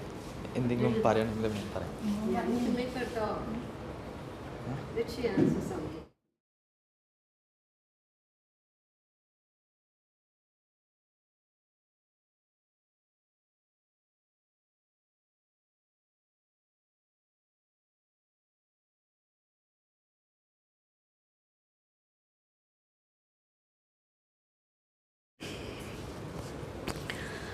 പതിനൊന്ന് വർഷമായി എനിക്ക് kidney സംബന്ധമായ അസുഖം തുടങ്ങിയിട്ട്. അപ്പോൾ നമ്മുടെ രവീന്ദ്രപ്രഭു sir പറഞ്ഞായിരുന്നു ഒരു 1.5 വർഷം കഴിയുമെങ്കിലും എനിക്ക് ഡയൽസ് ചെയ്യണമെന്ന് പറഞ്ഞായിരുന്നു. രവീന്ദ്ര പ്രഭു സാറിന് ഞങ്ങളുടെ എല്ലാവിധ ആശംസകളും കുടുംബത്തിനും ഫാമിലിക്ക്. പിന്നെ ഞങ്ങൾ 10 വർഷം ഡയൽസ് ചെയ്തു. അങ്ങനെ ഞങ്ങൾ എല്ലാവരുടെയും പ്രാർത്ഥനയുടെ ഫലമായിട്ട് ഒരു കിഡ്നി ഉണ്ടെന്ന് പറഞ്ഞു. ഞങ്ങൾ വന്നു. ഞങ്ങൾക്ക് അത് ആദ്യത്തെ എനിക്കാണ് വയ്ക്കാനുള്ള ഭാഗ്യം കിട്ടിയത്. ഇതുവരെ ഒരു കുഴപ്പമില്ല. അപ്പോൾ 1.5 ആഴ്ചയായിട്ട് ഒരു പനി വന്നു. അപ്പോൾ അതിൻ്റെതായ ക്ഷീണമൊക്കെ ഉണ്ട്. ഞാൻ വളരെ സന്തോഷവതിയാണ്. പിന്നെ ഒരു ഹാർട്ട് ഓപ്പറേഷൻ നടന്നായിരുന്നു ഡിസംബർ 5-ന് ഹാർട്ട് ഓപ്പറേഷൻ ആയിരുന്നു. ഓപ്പൺ സർജറി ആയിരുന്നു. അത് കഴിഞ്ഞ് ഏപ്രിൽ 5-ന് കിഡ്നി ട്രാൻസ്പ്ലാന്റായി. ഞങ്ങൾക്ക് സഹായം ചെയ്ത അരുൺ ചൗള സാറിനും രവീന്ദ്ര പ്രഭു സാറിനും അതൊപ്പം നിന്ന എല്ലാ സഹപ്രവർത്തകർക്കും ഞങ്ങളുടെ എല്ലാവിധ ആശംസകളും നേരുന്നു. She is really grateful to the doctors who helped her out. It was a tough time for them. She had to go through dialysis for very long, and financially they had issues. But she is grateful to God as well as the doctors who helped her out. And I mean, she's happy now, so it's God's blessings.